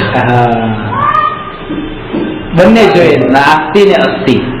એવી રીતે જીવન જીવવાની બળ હોવું જોઈએ કે પૈસા વગર હું જીવી શકીશ એવું બળ હોવું જોઈએ. એ બળ નથી એટલે તો જીવી જ ન શકે. શ્રદ્ધા નથી બેસે શ્રદ્ધા બેસે તો ચારિત્રમાં આવે ને. શ્રદ્ધા જેવી ચારિત્ર નથી આવે. ચોરી દીકરા તો માંગી માંગીને કોઈની પાસે છે એમ લઈને પોતાનું જીવન. પણ અંદરમાંથી એ માન્યતા તો ગઈ જ નથી કે એના વગર કામ ન થાય. તો બી ચારિત્રમાં આવે ક્યાંથી? સવાલ જ નથી ને. હા, તને શ્રદ્ધામાં આવે પછી ચારિત્રમાં આવે. શ્રદ્ધામાં તો જોઈએ ને પહેલા શ્રદ્ધામાં જ નથી કે મારે આ પૈસા વગર કે પૂતગલ સિવાય મારાથી ના જીવાય. શરૂઆત જ ક્યાંથી થાય? પોતાનું અસ્તિત્વ અલગ જગ્યાએ માન્યું છે. બીજાના ઘરમાં બેસીને પોતાની ઓળખાણ બતાવી છે. શરીરમાં પોતાની ઓળખાણ બતાવી છે અને શરીરનું બચવું એ મારું બચવું છે, શરીરનું નષ્ટ થવું એ મારું નષ્ટ થવું છે.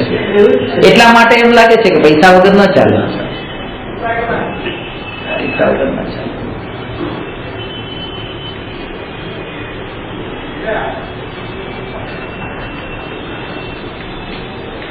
ટ્રાન્સપોર્ટેશન માટે તો પૈસા જોઈએ, ગાડી તો જોઈએ. પૈસા હોય તો ગાડી મળે. ગાડી વગર ચાલે પણ પૈસા વગર ટેક્સી કરી મળી જાય પણ પૈસા જોઈએ. એવી અંદર ઘૂંટાઈ ગયું.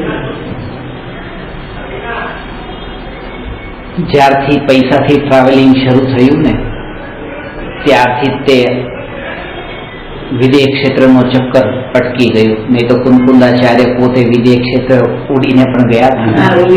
પણ જ્યારથી આ ટ્રાન્સપોર્ટેશન પૈસાથી શરૂ થયું ત્યારથી પેલું ટ્રાન્સપોર્ટેશન બંધ થઈ ગયું.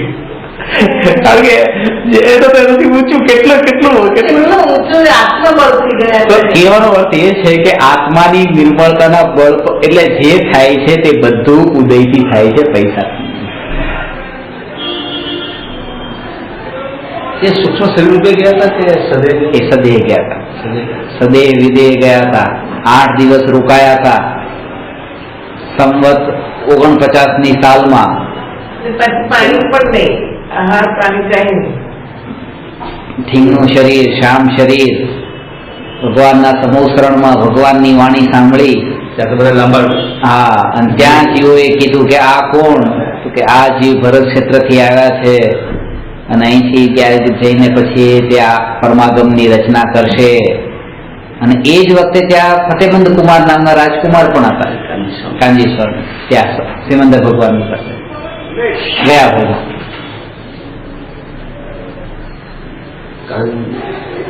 કાંજીશ્વર પેલા ન હોય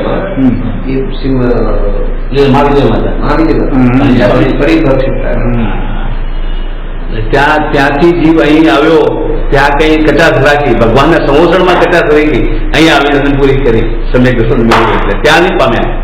ભગવાનની વાણી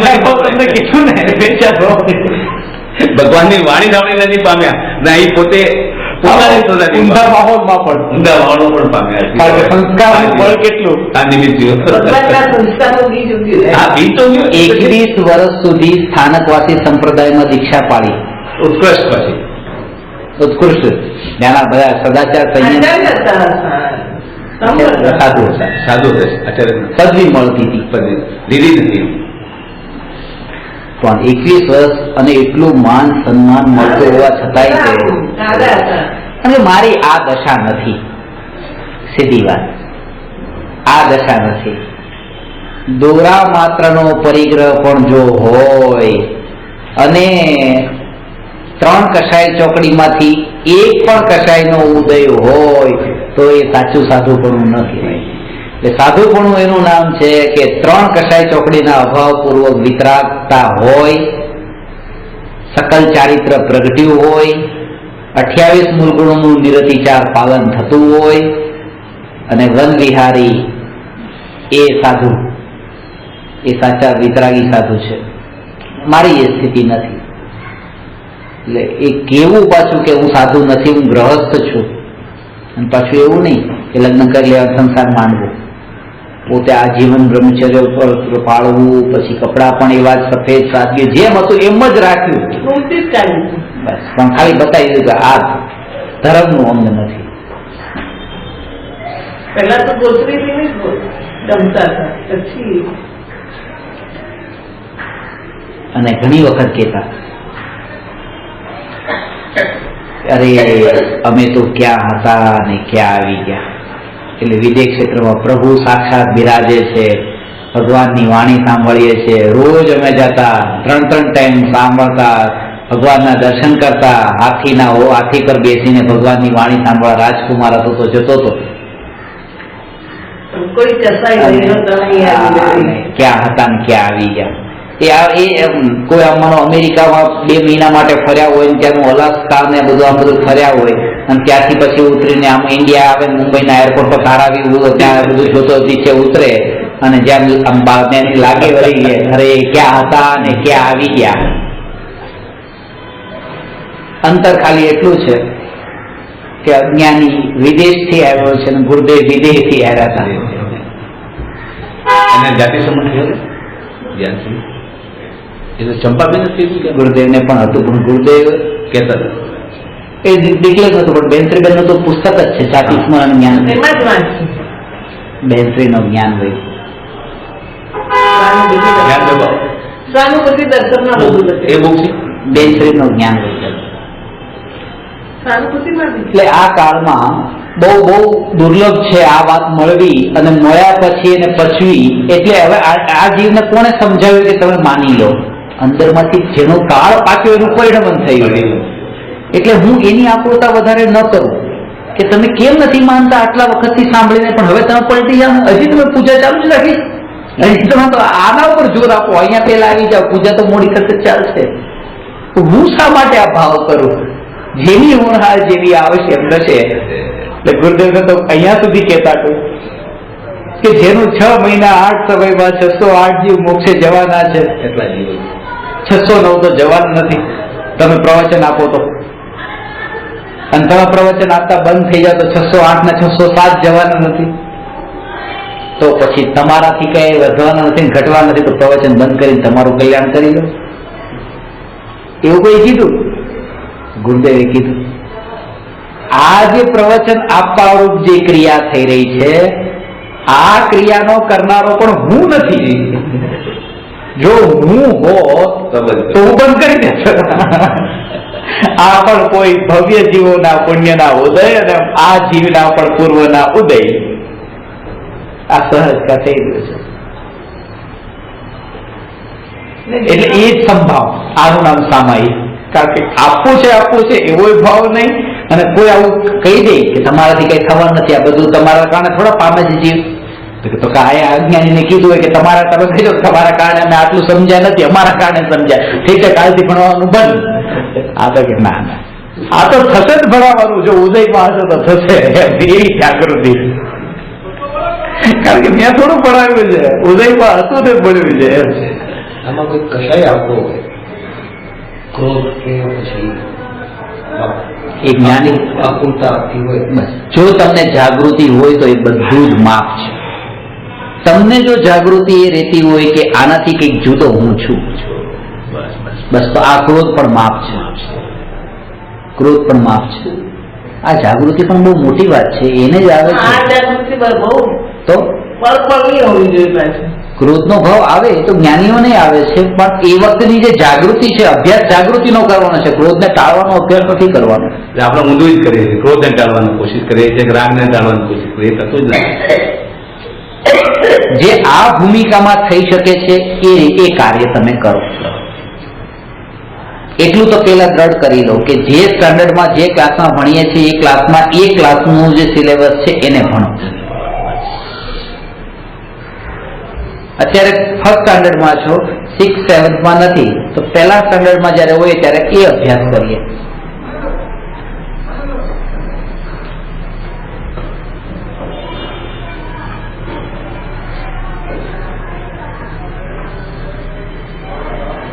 ઘણી વખત ક્રોધ આવે ને એ વિસ્મૃતિ થઈ જાય. વિસ્મૃતિ થાય એ સમયે પાછું કેટલા તમે જલ્દી પાછા વળ્યા એના ઉપર પણ જોર છે. જૈન દર્શનમાં એક વસ્તુ ઉપર એટલું સૂક્ષ્મતાથી વર્ણન કર્યું છે કે તમે પરમાં ગયા તો એક વ્યક્તિ 1 મિનિટ માટે પરમાં ગયો ને એક છે 1 કલાક માટે પરમાં ગયો, કે પરમાં ગયો એટલે ગયો ને બસ જવા દો, એમ નહીં. એ કેટલો જલ્દી પાછો આવી ગયો છે એનું પણ મહત્વ છે. એ જ વધારે મહત્વ તો આ ભૂમિકામાં એ મહત્વ વધારે, કારણ કે જવાનું તો છે જ, છે. જોડાણ પણ થશે, પણ કેટલું જોડાણ થયું છે અને એ સમયે જાગૃતિ કેટલી રહી.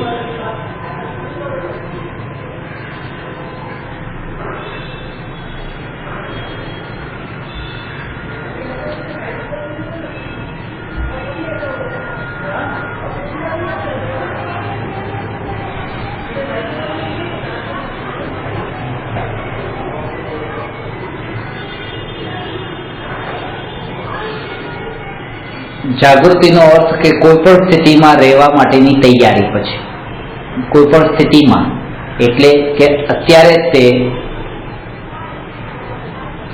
જ આ પળે આ દેહને છોડીને આત્માનું કોઈ બીજા દેહમાં પ્રવેશ થવો, જે દેહમાં પ્રવેશ થયો એનું એ કુળ, જાતિ, ત્યાંના સંયોગો, દેશ, ગામ, નગર આ બધું અલગ હોવું, ત્યાંનો રૂપ રંગ શરીરનો અલગ હોવો, ત્યાંનો આહાર વિહાર વગેરે બધું અલગ હોવું, એ બધું જ એક પળમાં પલટાય તેમ છતાં પણ એની સહજ સ્વીકૃતિ. ઠીક છે, હું જાણનાર દેખનાર. મરવાની ઈચ્છા નથી, પણ જીવવાનો લોભ પણ નથી, કારણ કે અસ્તિત્વ શરીરના કારણે છે એમ માન્યું નથી. એનું નામ જાગૃતિ છે. જાગૃતિ, કારણ કે હવે જાગૃત છે, ઊંઘતો નથી. હવે જાગૃત થયો.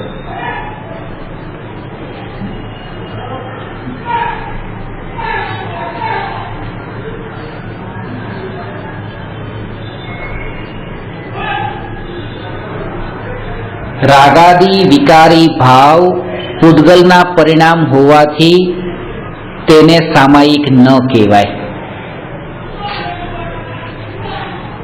સામાયિક કરવાનો જે રાગ છે એનું નામ સામાયિક નથી. વિતરાગ ભાવ સામાયિક છે. પૂજા આ જે રાગ, ખાવા પીવાનો રાગ, એ તો સામાયિક નથી. સામાયિક કરવાનો રાગ પણ સામાયિક નથી. સામાયિક કરવાનો રાગ પણ સામાયિક નથી. સામાયિક કરવાનો રાગ પણ સામાયિક નથી. વિતરાગ ભાવ જ ખરું સામાયિક છે. રાગાદી ભાવને પૂદગલના પરિણામ કયા છે? કારણ કે રાગાદી ભાવ પૂદગલ દ્રવ્ય કર્મના ઉદયના નિમિત્તથી તથા પૂદગલના ન કર્મના આશ્રયે ઉત્પન્ન થાય છે. આ રાગ પૂદગલ કેમ છે? તો એના 2 કારણો. એક તો જ્યારે રાગ ઉત્પન્ન થાય ત્યારે ચારિત્ર મોહના કર્મનો ઉદય હોય, આ અંતરંગ નિમિત્ત કારણ. અને બાહ્યમાં નિમિત્ત કારણ તરીકે કોણ? તો કે આ બહારના સંયોગ, પૂદગલ સંયોગ. મીઠાઈમાં રાગ થવો, તો એ રાગ જે સમયે થયો એ સમયે પૂર્વના જે કર્મ છે એ કર્મનો ઉદય, એ દ્રવ્ય કર્મ છે, અને આ જે મીઠાઈ છે તે નો કર્મ છે, અને આ એમાં જે ભાવ થયો કે આ રાગનો, એનું નામ ભાવ કર્મ છે. આ 3 કર્મ છે. એ ત્રણેય સાથે બંધાય. એક સાથે જ હોય છે ત્રણેય. પૂર્વના દ્રવ્ય કર્મનો ઉદય, અહીંયા વર્તમાનમાં રાગનો ભાવ, અને એ રાગનો ભાવ જેના લક્ષ્ય ઉત્પન્ન થયો છે તે પદાર્થ, તેનો કર્મ. ભાવકર્મ તો આત્માના પર્યાય છે. હા, ભાવ કર્મ આત્માની પર્યાય છે, અને પૂતગલના લક્ષ્ય થયો છે એટલા માટે એને જડ કહ્યો છે. રાગ આત્મામાં ઉત્પન્ન થયો, એ ચેતન છે, પણ તેમ છતાંય તે સમયસારમાં એને જડ કહ્યો. આત્મસિદ્ધિ શાસ્ત્રમાં ચેતન કહ્યો, સમયસારમાં જડ કહ્યો. આત્મસિદ્ધિ શાસ્ત્રની 82મી ગાથામાં કીધું, ભાવ કર્મ નિજ કલ્પના માટે ચેતન રૂપ. ભાવ કર્મ એ આત્માની કલ્પના છે, એટલે આત્માની કલ્પનાનો અર્થ કે આત્માની જ પોતાની પર્યાય છે, આત્મામાં ઉત્પન્ન થયેલી છે, એટલે ચેતન રૂપ છે. ચેતનમાં ઉત્પન્ન થઈ તેથી ચેતન રૂપ છે, પણ જળના લક્ષ્ય ઉત્પન્ન થઈ છે. સમયસાર એમ કહે છે કે જળના લક્ષ્ય ઉત્પન્ન થયો છે એટલા માટે એ જળ છે. પૂતગલના લક્ષ્ય ઉત્પન્ન થયો તેથી તે પૂતગલ છે. એ પૂતગલ નો છે, જેના લક્ષ્ય થયું હોય ને. કલ્પના એટલે ખોટું. દરજીની પાસે ગયા, દરજીને કીધું કપડા સીવવા માટે આપ્યા હતા કે કપડા સીવાઈ ગયા, તો કે ના, કે તમારું કામ થયું નથી હજી. કે કપડા સીવવાનું કામ કે અમારું થોડું હતું, એ તો તારું હતું ને, પણ તો એ બોલશે તમારું કામ નથી થયું. કામ કરવાનું તો એનું છે, જે કામ કરનાર છે એમને એનું નહીં કહેવાનું. લક્ષ્ય કોનું હતું, કોના લક્ષ્ય કામ થવાનું છે, કે ગ્રાહકના લક્ષ્ય. એટલા માટે ભલે દરજીનું કામ હોય પણ તો એ કહેવાય ગ્રાહકનું કામ.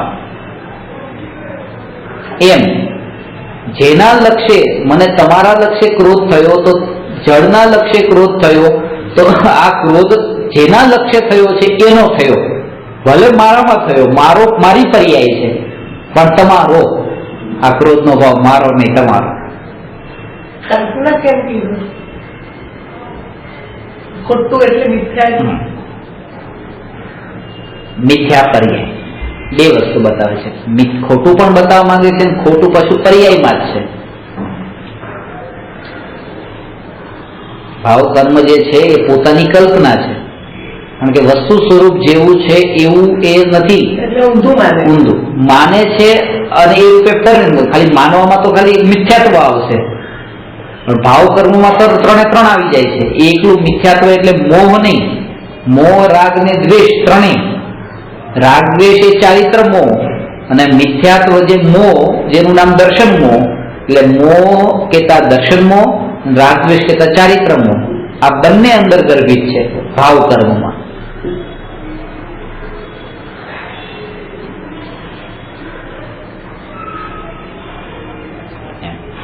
દર્શન મોહની મોહ કરે એટલે રાગદ્વેષ હોય જ. ચારિત્ર બંને ગર્ભિત છે ભાવ કર્મ.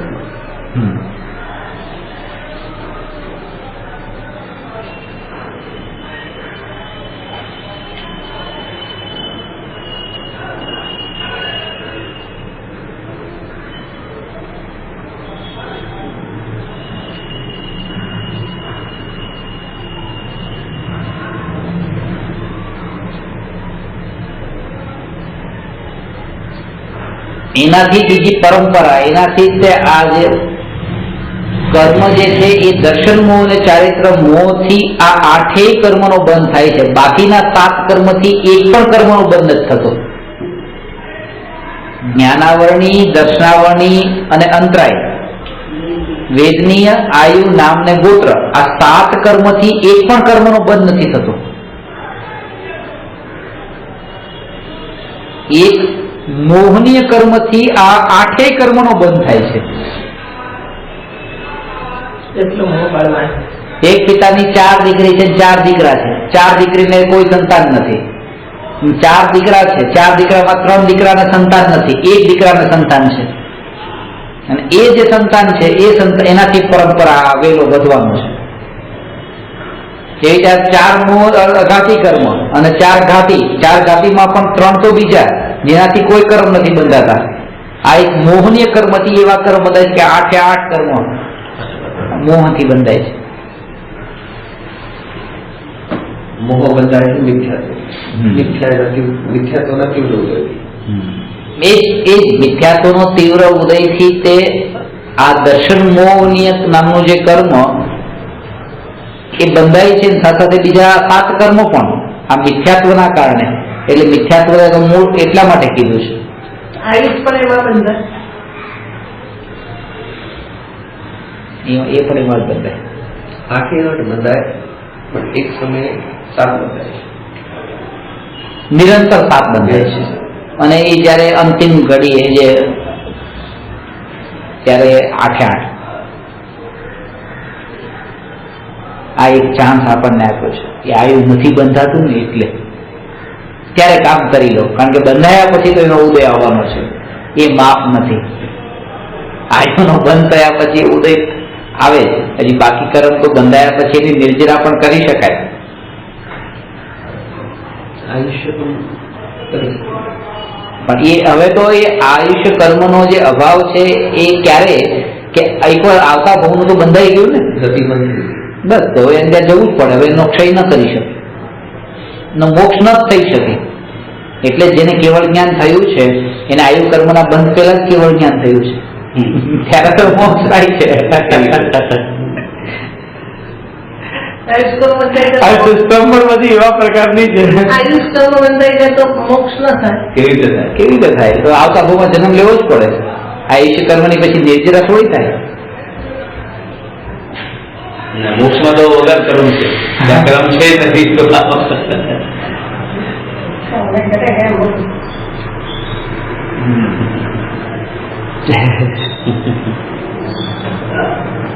આ કાળમાં મોક્ષની ચિંતા કરવા કરતા મોક્ષ માર્ગને પામી જવાની.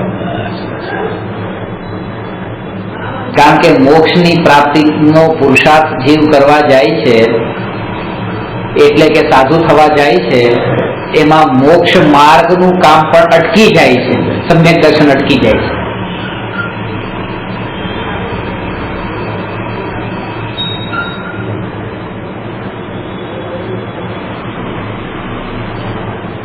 ખાસ છે 24 તીર્થંકરોનું સ્વરૂપ સમજવામાં ભૂલ કરી છે. બહુ લિમિટેડ વિચાર કર્યો છે. મહાવીર ભગવાને સાધના કરી હતી તો મારે સાધના કરવી છે, મારે પણ ભગવાન થવું છે. હવે મહાવીર ભગવાને સાધના કરી હતી. મહાવીર ભગવાન સાધુ થયા 23 વર્ષની ઉંમરે, પોતે દીક્ષા લીધી, સાધુ થયા. એટલે મારે પણ એવી સાધના કરવી છે. આ બધા જ જીવોને પહેલા દીક્ષા જે લઈને એને એ વાત બતાવી દેવી જોઈએ. વાત બહુ સાચી છે કે મહાવીર ભગવાને પણ 30 વર્ષે સાધના કરી, 12.5 વર્ષની સાધના કરી, ત્યારે કેવળ જ્ઞાન પામ્યા, અરિહંત થયા, પછી સિદ્ધ થયા. તમે પણ આ રીતે કરો, બરાબર છે. સાધુ થયા વગર અરિહંત નહીં થવાય, અરિહંત થયા વગર સિદ્ધ નહીં થવાય. પણ 24 તીર્થંકર જન્મથી સમ્યક દ્રષ્ટિ હતા અને સમ્યક દર્શનની એ સાધના પૂર્વે કરેલી હતી, જે હજી તમારે બાકી છે. એની આગળનું જે હતું એ બધું જ બાકી છે. અને ખાલી આ એક જ લાઈફ મહાવીર ભગવાનની જોઈ કે બસ એમણે આ થયા હતા. રાજા હતા, રાજાનું પદ છોડી દીધું. રાજા હતા, રાજાનું પદ પણ, રાજકુમારનું પદ છોડી દીધું. પણ એ મહાવીર ભગવાનની પર્યાય એક જ પર્યાય જોઈ, પણ એની પહેલાની પૂર્વ પર્યાય નથી જોઈ. અને સાધના ત્યાં શરૂ થઈ હતી. કોઈ તીર્થંકરે તીર્થંકરના ભાવમાં સમ્યક દર્શનની સાધના કરી જ નથી. અને આપણે એ જ પર્યાયને જોઈએ 24 તીર્થંકરની.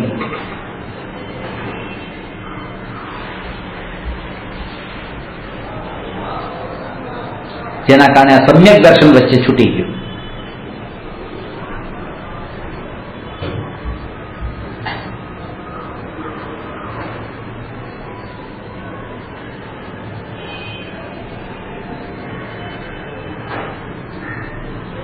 સમજાણું ને? એ જીવની વાત. એ સમ્યક દર્શન પામવું જ બહુ અઘરું છે. એક તો મોક્ષ માર્ગ પર ચડી ગયા પછી તો વાંધો નથી આવતો. એ જીવે વિચાર કરવો જોઈએ કે 24 તીર્થંકર જ 24 તીર્થંકર એ 24 જ હતા ને, બાકી તો બધા તીર્થંકર ન થયા, સામાન્ય કેવળીથી મોક્ષ થઈને મોક્ષે ગયા. તો જેના બળ પર એ તીર્થંકર થયા, એ તીર્થંકર પ્રકૃતિ બાંધી, એના બળ પર તો એ તીર્થંકર થયા. અને એ તીર્થંકર પ્રકૃતિ કોના બળ પર બાંધી હતી? સમ્યક દર્શનના બળ પર.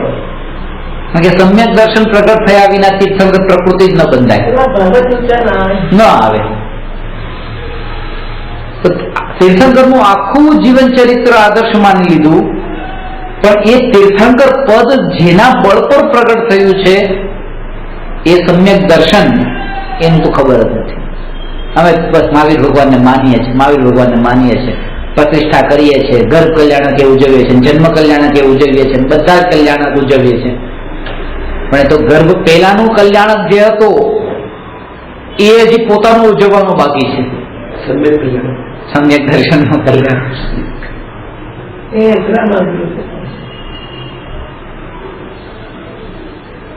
દુર્લભ છે, બહુ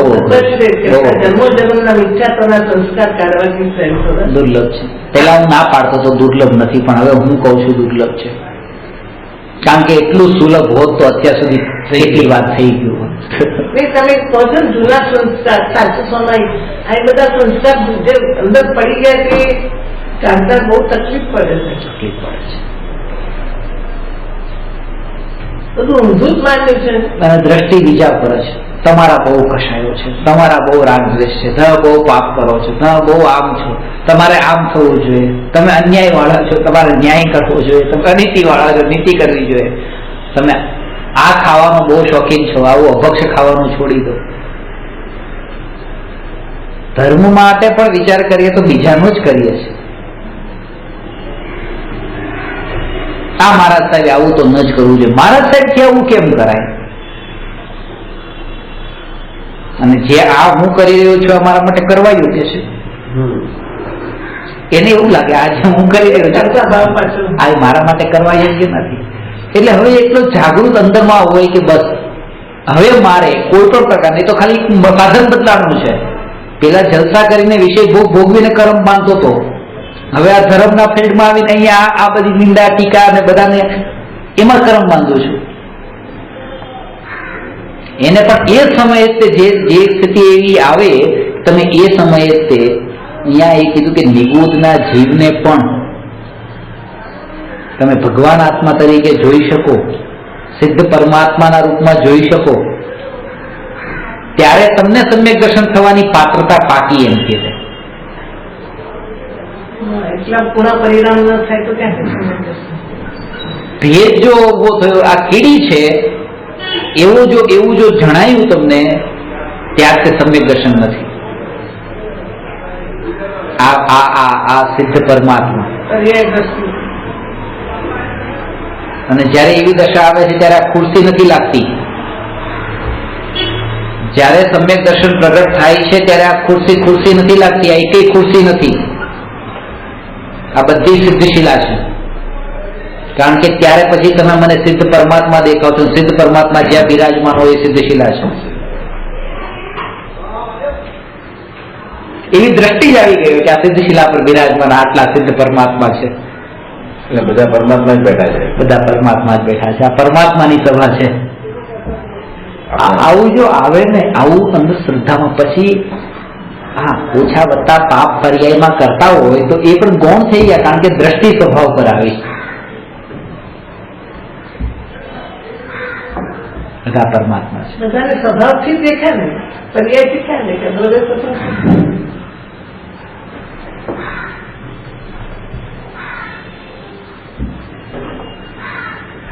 ભક્તામૃત સૂત્રમાં આવે છે કે નાત્યદ્ભુતમ ભુવન ભૂષણ ભૂતનાથ ભૂતેર ગુણેર ભુવિ ભવંતમ ભીષ્ટુવંત તુલ્યા ભવંતિ ભવતો નનુ તેન કિમ વા ભૂત્યાશ્રિતમ યહિ અનાત્મ સમમ કરોતિ. લોકમાં એવા માલિક તો ઘણા છે કે જે પોતાના નોકરને, પોતાના આધીન એવા શિષ્યને એ કઈ ને કઈ આપે પોતાની પાસે પોતે માનો મહિને લાખ રૂપિયા કમાતા હોય તો 5,000 રૂપિયા 10,000 રૂપિયા એને આપે. પણ એવો કોઈ માલિક નથી કે જેટલું પોતે કમાતો હોય એનું અડધું વેચી લે, એના આધીન હોય એને પણ આપી દે. એવા ઉદાર માલિકની ખુરશી જેવી હોય એવી નોકરની ખુરશી પણ એવી જ હોય એવું નથી જોવા મળતું. નોકરની જો ખુરશી જ ન હોય એને એક આસમાન ઉપર બેસાડવા વાળા માલિક કોઈ નથી. પણ કે ભગવાન આપ એવા છો, કારણ કે આપ જે સિદ્ધશિલા પર બિરાજમાન છો, આપના ભક્તને પણ એવો જ ઉપદેશ આપ્યો કે તમે પણ અહીંયા જ બેસો. કોઈ ભેદ નહીં રાખ્યો કે ભાઈ કે તું તારી ખુરશી છે તારા અહીંયા નહીં બેસો, આવો ભાઈ તું પણ અહીંયા જ આવો માલિક. એટલે છે ને, જે ગુરુ કે જે એ શિષ્યને એવો ઉપદેશ આપે કે અરે પાપીઓ, અરે અજ્ઞાનીઓ, અરે મૂર્ખાઓ, અરે આવા, અરે લોભિયાઓ, આ ગુરુ નથી. હે ભગવાન ગુરુદેવ વારંવાર કહેતા ભગવાન આત્મા, ભગવાન આત્મા જોડે જતા ભગવાન આત્મા ગુરુદેવના એક પ્રવચનના અંદર એટલી વાર ભગવાન આત્મા, ભગવાન આત્મા.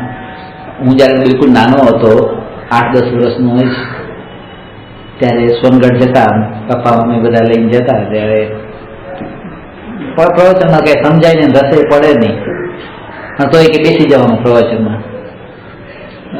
ગમતું નથી પ્રવચનમાં બેસીને પછી શું કંટાળો આવે. ઘડિયાળ જોતા હોય, એ 8 વાગે શરૂ થયું હોય કે 9 વાગે પૂરું થાય, 9 વાગે ક્યારે 9 વાગે બસ.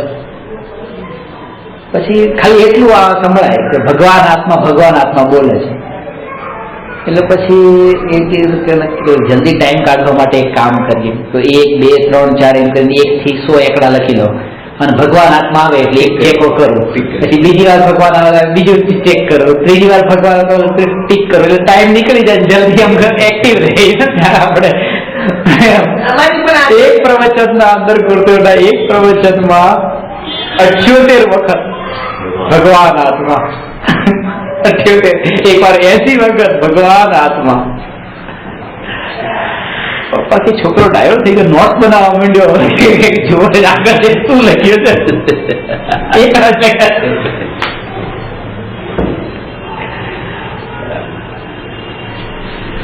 પણ અંદરથી આહલાદ સ્વરૂપ આનંદ આપણે ગદગદ થઈ ગઈ બોલે. ખાસ મોટી વાત એ છે કે ગમે એટલી ભૂલ પર્યાયમાં કોઈની થતી હોય તો પણ એને ભગવાન માફ તો કેટલાય કરી દે, ચલો ઠીક છે ભલે કરી, હવે નહીં કરતા. આયા તો કે છે તે કરી જ નથી, તું ભગવાન છો. વાત એ છે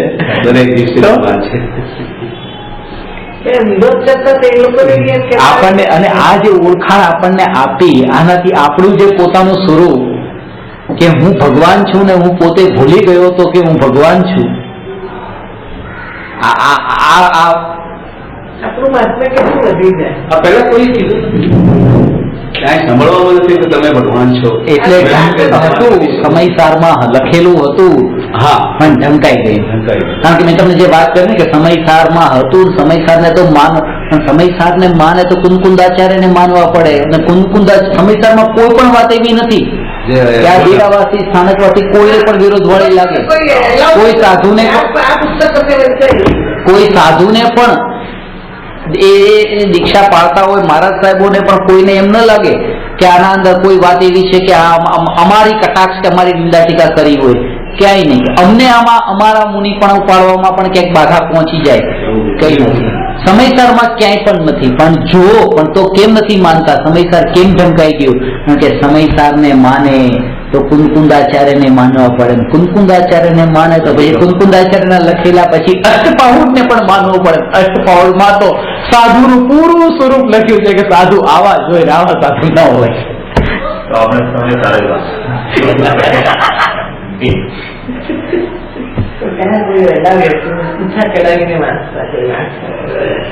કારણ કે બધું વાંચવું પડે. કારણ કે તમે કુંદકુંદાચાર્યનું લખેલું સાચું હોય એમ માનવું પડે ને. સમયસર ભણતી કુંદકુંદાચાર્યનું સાચું જ હોય, સાચું હોય તો પછી પેલું સાચું જ હોય. અને અષ્ટપાઉડમાં છે બધું પણ. સમયસાર કરતા મોટું છે અષ્ટપાઉડ. સમયસારમાં તો ખાલી 415 ગાથા છે, અષ્ટપાઉડમાં 514 ગાથા છે.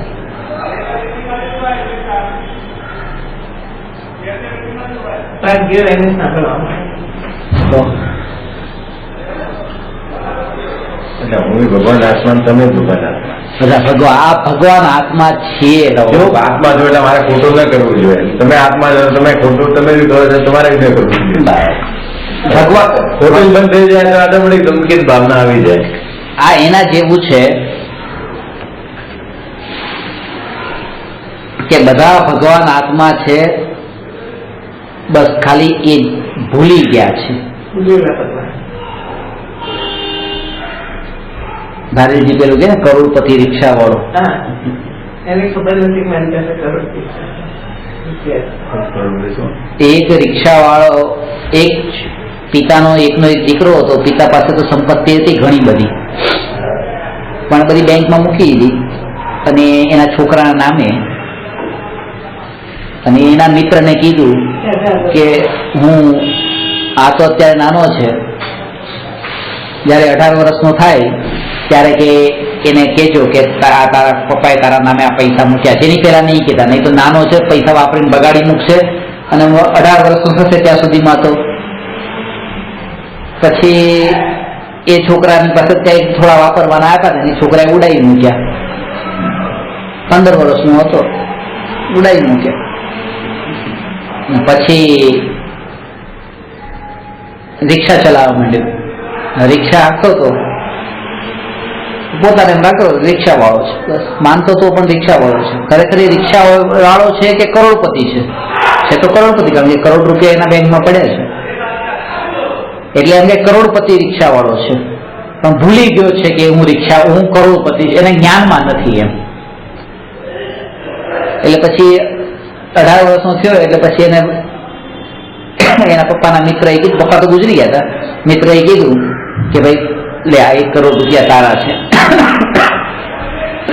તો માનવા તૈયાર ન થયો. હું થોડો કરોડપતિ, હું તો રિક્ષા વાળો માણસ, મારી મજાક નહીં કરો કે હું તો રિક્ષા વાળો છું.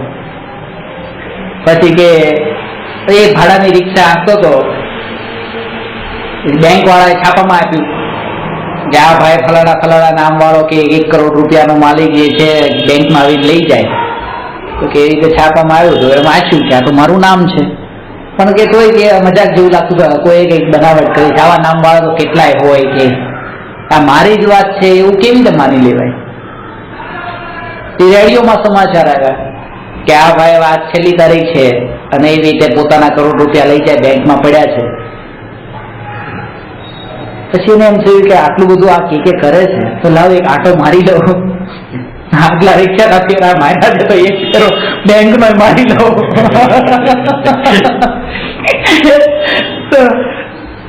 બેંકે પહોંચી જાય છે અને ત્યાં એને 1 કરોડ રૂપિયા મળી જાય છે. ફાટેલા એવા કપડા, રિક્ષાનો ડ્રેસ ને એ બધું, એ 1 કરોડ રૂપિયા. ત્યાં પછી પોતાની શ્રદ્ધા થઈ ગઈ, બસ હવે હું કરોડપતિ થઈ ગઈ.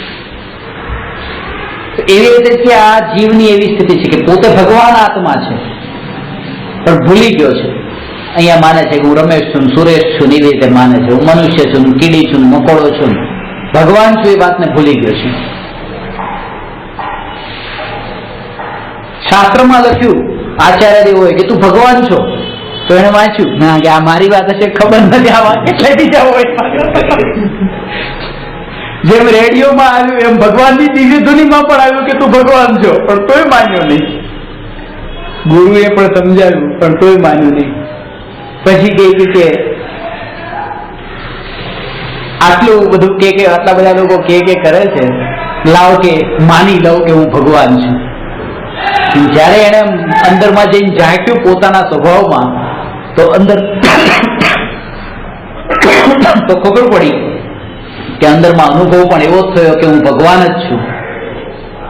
પોતાને ભગવાન છું એમ માની લીધો, બસ ભગવાન થઈ ગયો. હજી શ્રદ્ધામાં ભગવાન થયો, માન્યતામાં ભગવાન થયો. પેલો કરોડપતિ થઈ ગયો, બેંકમાં હોય તેવું બેંકમાં જ છે, કરોડપતિ માની લીધો કરોડપતિ. પણ કોઈ કીધું કે તું કરોડપતિ છો તો તારી ગાડી ક્યાં છે, તારું ઘર ક્યાં છે, એ ધીરે ધીરે આવશે. 2 મહિને ઘર આવશે, 3 મહિને ગાડી આવશે. શ્રદ્ધાનો કરોડપતિ ત્યારે જ થઈ ગયો છે, ચારિત્રનો કરોડપતિ હજી થશે ધીરે ધીરે. એવી રીતે કોઈ પણ જીવ જ્યારે ભગવાન છું એવી શ્રદ્ધા થાય એ એક પળમાં થાય, અને ચારિત્રમાં જે ભગવાન, પ્રેક્ટિકલી જે ભગવાન થાય છે એ ક્રમે ક્રમે થતો જાય. પછી એ અણુવ્રત લે, મહાવ્રત લે, અને પછી આગળ જઈને કેવળ જ્ઞાન પામે.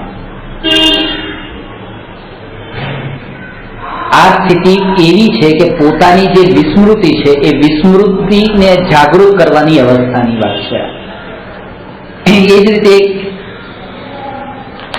કથા આવે છે કે 1 કરોડપતિનો છોકરો પોતાના ઘરમાંથી નીકળી ગયો રમતો રમતો અને ભૂલો પડી ગયો, તો કોઈને મળ્યો કે આ તો પૈસાદારનો છોકરો છે, પણ કોનો હશે ખબર નહીં. કઈ પૂછ્યું તો કઈ બતાવ્યું નહીં, તો પછી એના અનાથાશ્રમમાં મોકલી દીધો.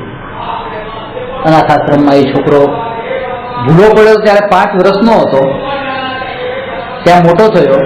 અનાથાશ્રમમાં 5 વર્ષ રહ્યો, ત્યાં પણ તોફાન મસ્તી શરૂ કર્યા, ત્યાંથી પણ એને કાઢી મૂક્યો. આ બાજુ એના માતા પિતા એના છોકરાની શોધખોળમાં છે કે મારો છોકરો ક્યાં ગયો, ક્યાં ગયો, ક્યાં ગયો, છોકરાને શોધે છે. એક વાર એવું થયું કે એ છોકરો ફરતો ફરતો પછી હલવાઈની દુકાન પર ગયો કે ભાઈ મને કંઈક કામ આપી દો. કે શું કામ કરીશ? કે વાસણ સાફ કરી આપીશ, કપડાં તમારું અહીંનું દુકાન સાફ કરી આપીશ, કપડું મારી દઈશ એના ઉપર. કે સારું,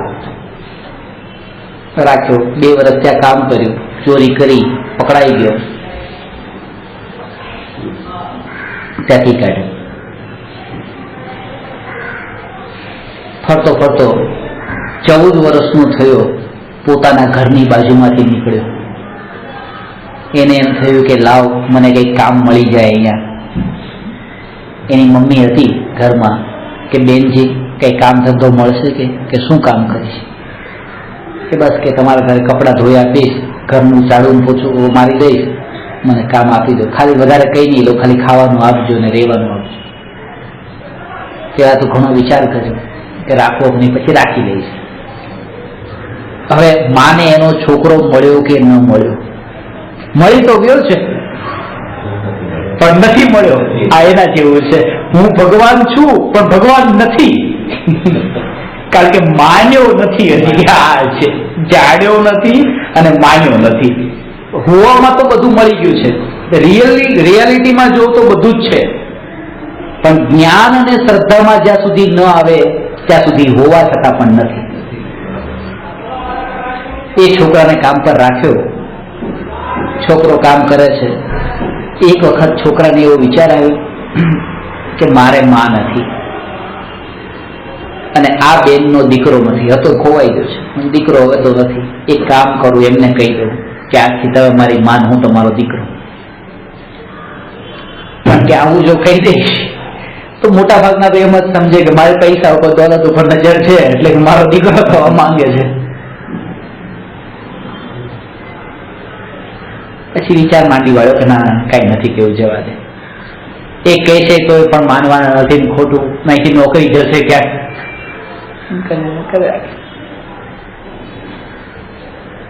એક વાર એવું થયું કે દીકરો નાવા જતો હતો અને એની પીઠ ઉપર એક લાખો, એક નિશાન હતું. એ નિશાન પોતાના દીકરાને પણ હતું, આ બેનના. એટલે એને વિચારોમાં, માઇન્ડમાં બિલકુલ ફિટ હતો.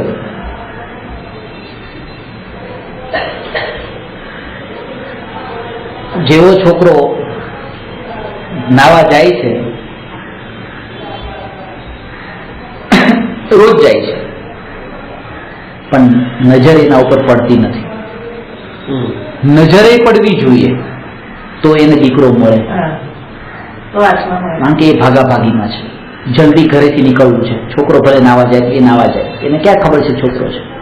તાળું માર્યું ઘરમાં તાળું માર્યું, છોકરાને અંદર મૂક્યો અને કીધું કે ચૂપચાપ બેઠો રહે જઈને. કે તમે ક્યાં જાઓ છો? તમે જઈએ છીએ કામથી. શું કામ છે? અમારો એક છોકરો ખોવાઈ ગયો છે ને શોધવા. આ સ્થિતિ આપણી છે. આત્મા અહીંયા છે અને શોધવા જઈએ છે આખી દુનિયામાં બધે. આની પાસે મળશે, આની પાસે છે અંદર જ, જ્યાં છે ત્યાં ગોત્યો નહીં, જ્યાં નતો ત્યાં આખા દુનિયામાં બધે ગોતવા ગયા. આત્મા ક્યાં છે, આત્મા ક્યાં છે? અને એટલા માટે જ આજ સુધી મળ્યો નહીં. જ્યારે આખી દુનિયામાંથી દીકરાને શોધવાનું શોધીને થાક્યા ને કંટાળ્યા, પછી ઘરે બેઠા, ફુરસતની પળમાં બેઠા હતા, ત્યાં હવે એ દીકરો નાવા જાય. કારણ કે હવે આકુલતા નથી જવાની. એવી રીતે જેને હવે 12મા આત્મા શોધવાની આકુલતા ઓછી થઈ હોય એને અહીંથી આત્મા મળવાની સંભાવના છે. એ નિશાન નજરમાં આવ્યું માને, અને ત્યારથી જ બસ આ તો મારો દીકરો છે. એ ઓળખાણ લક્ષણથી થાય. જે જાણનાર છે તે આત્મા છે. આ જાણનાર નથી, આ જાણનાર નથી, આનામાં જ્ઞાન નથી, એટલે આ આત્મા નથી. અહીંયા આત્માને ન શોધાય. આત્મા અહીંયા છે કારણ કે જ્ઞાન અહીંયા છે.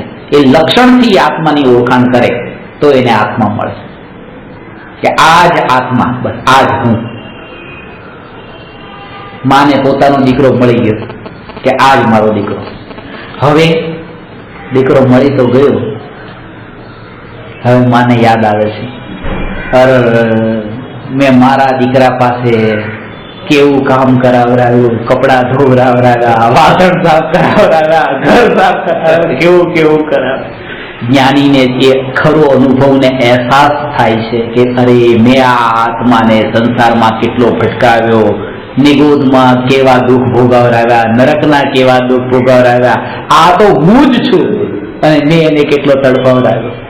પણ હવે એ માને એ પણ ખબર છે કે ભૂતકાળને વાગોળવાથી કઈ લાભ નથી થયું. તે ભૂલી જાવ, દીકરો મળી ગયો ને, જાગ્યા ત્યારથી સવાર, હવે તો બસ એનો આનંદ લો. એમ જાણીને જ્ઞાની ભૂતકાળને પણ ભૂલીને બસ પોતાના ત્રિકાળીપણાનો આનંદ લે છે. આવી સ્થિતિનું નામ જ સમ્યક દર્શન છે, આત્માની પ્રાપ્તિ છે. એટલે ગુરુદેવ વારંવાર કહેતા, બસ તમે ભગવાન છો, તમે ભગવાન છો. હું ભગવાન છું, આ ભગવાન છે, ભગવાન છે, હું પોતે જ ભગવાન છું. અને જે પોતાને ભગવાન માને છે ને, પછી ત્યાં આ જે રહેતું નથી. હવે જોડવાનું, હાથ જોડવાનું, હાથ જોડવાનું કામ તો એને કરવું ગમે છે જેને હજી પાપ કરવા છે. ભાઈ સાહેબ માફ કરજો, માફ કરજો. હજી આવું ગમે છે કારણ કે હજી કંઈક ભૂલ કરવી છે, એને કંઈક રહેવું છે. પણ મારે ભૂલ કરવી જ નથી તો નિશ્ચિત રૂપે ઉભો રહેવા વાંધો નથી પછી. અને એ કામ વધારે અઘરું છે. હાથ જોડી નાખવા તો બહુ સહેલું છે, ભાઈ સાહેબ પ્લીઝ, એ બહુ સહેલું કામ છે. એટલે આ ભગવાન થવું એ કામ અઘરું છે. ભગવાનના ચરણોમાં પડવા કરતા વિશેષ ચર્ચા સામાયિકની આવતીકાલે કરીશું. થોડી બાકી છે. નમો અરહંતાણં નમો સિદ્ધાણં નમો આયરિયાણં નમો ઉગજાયાણં નમો લોએ સવ્વસાણં.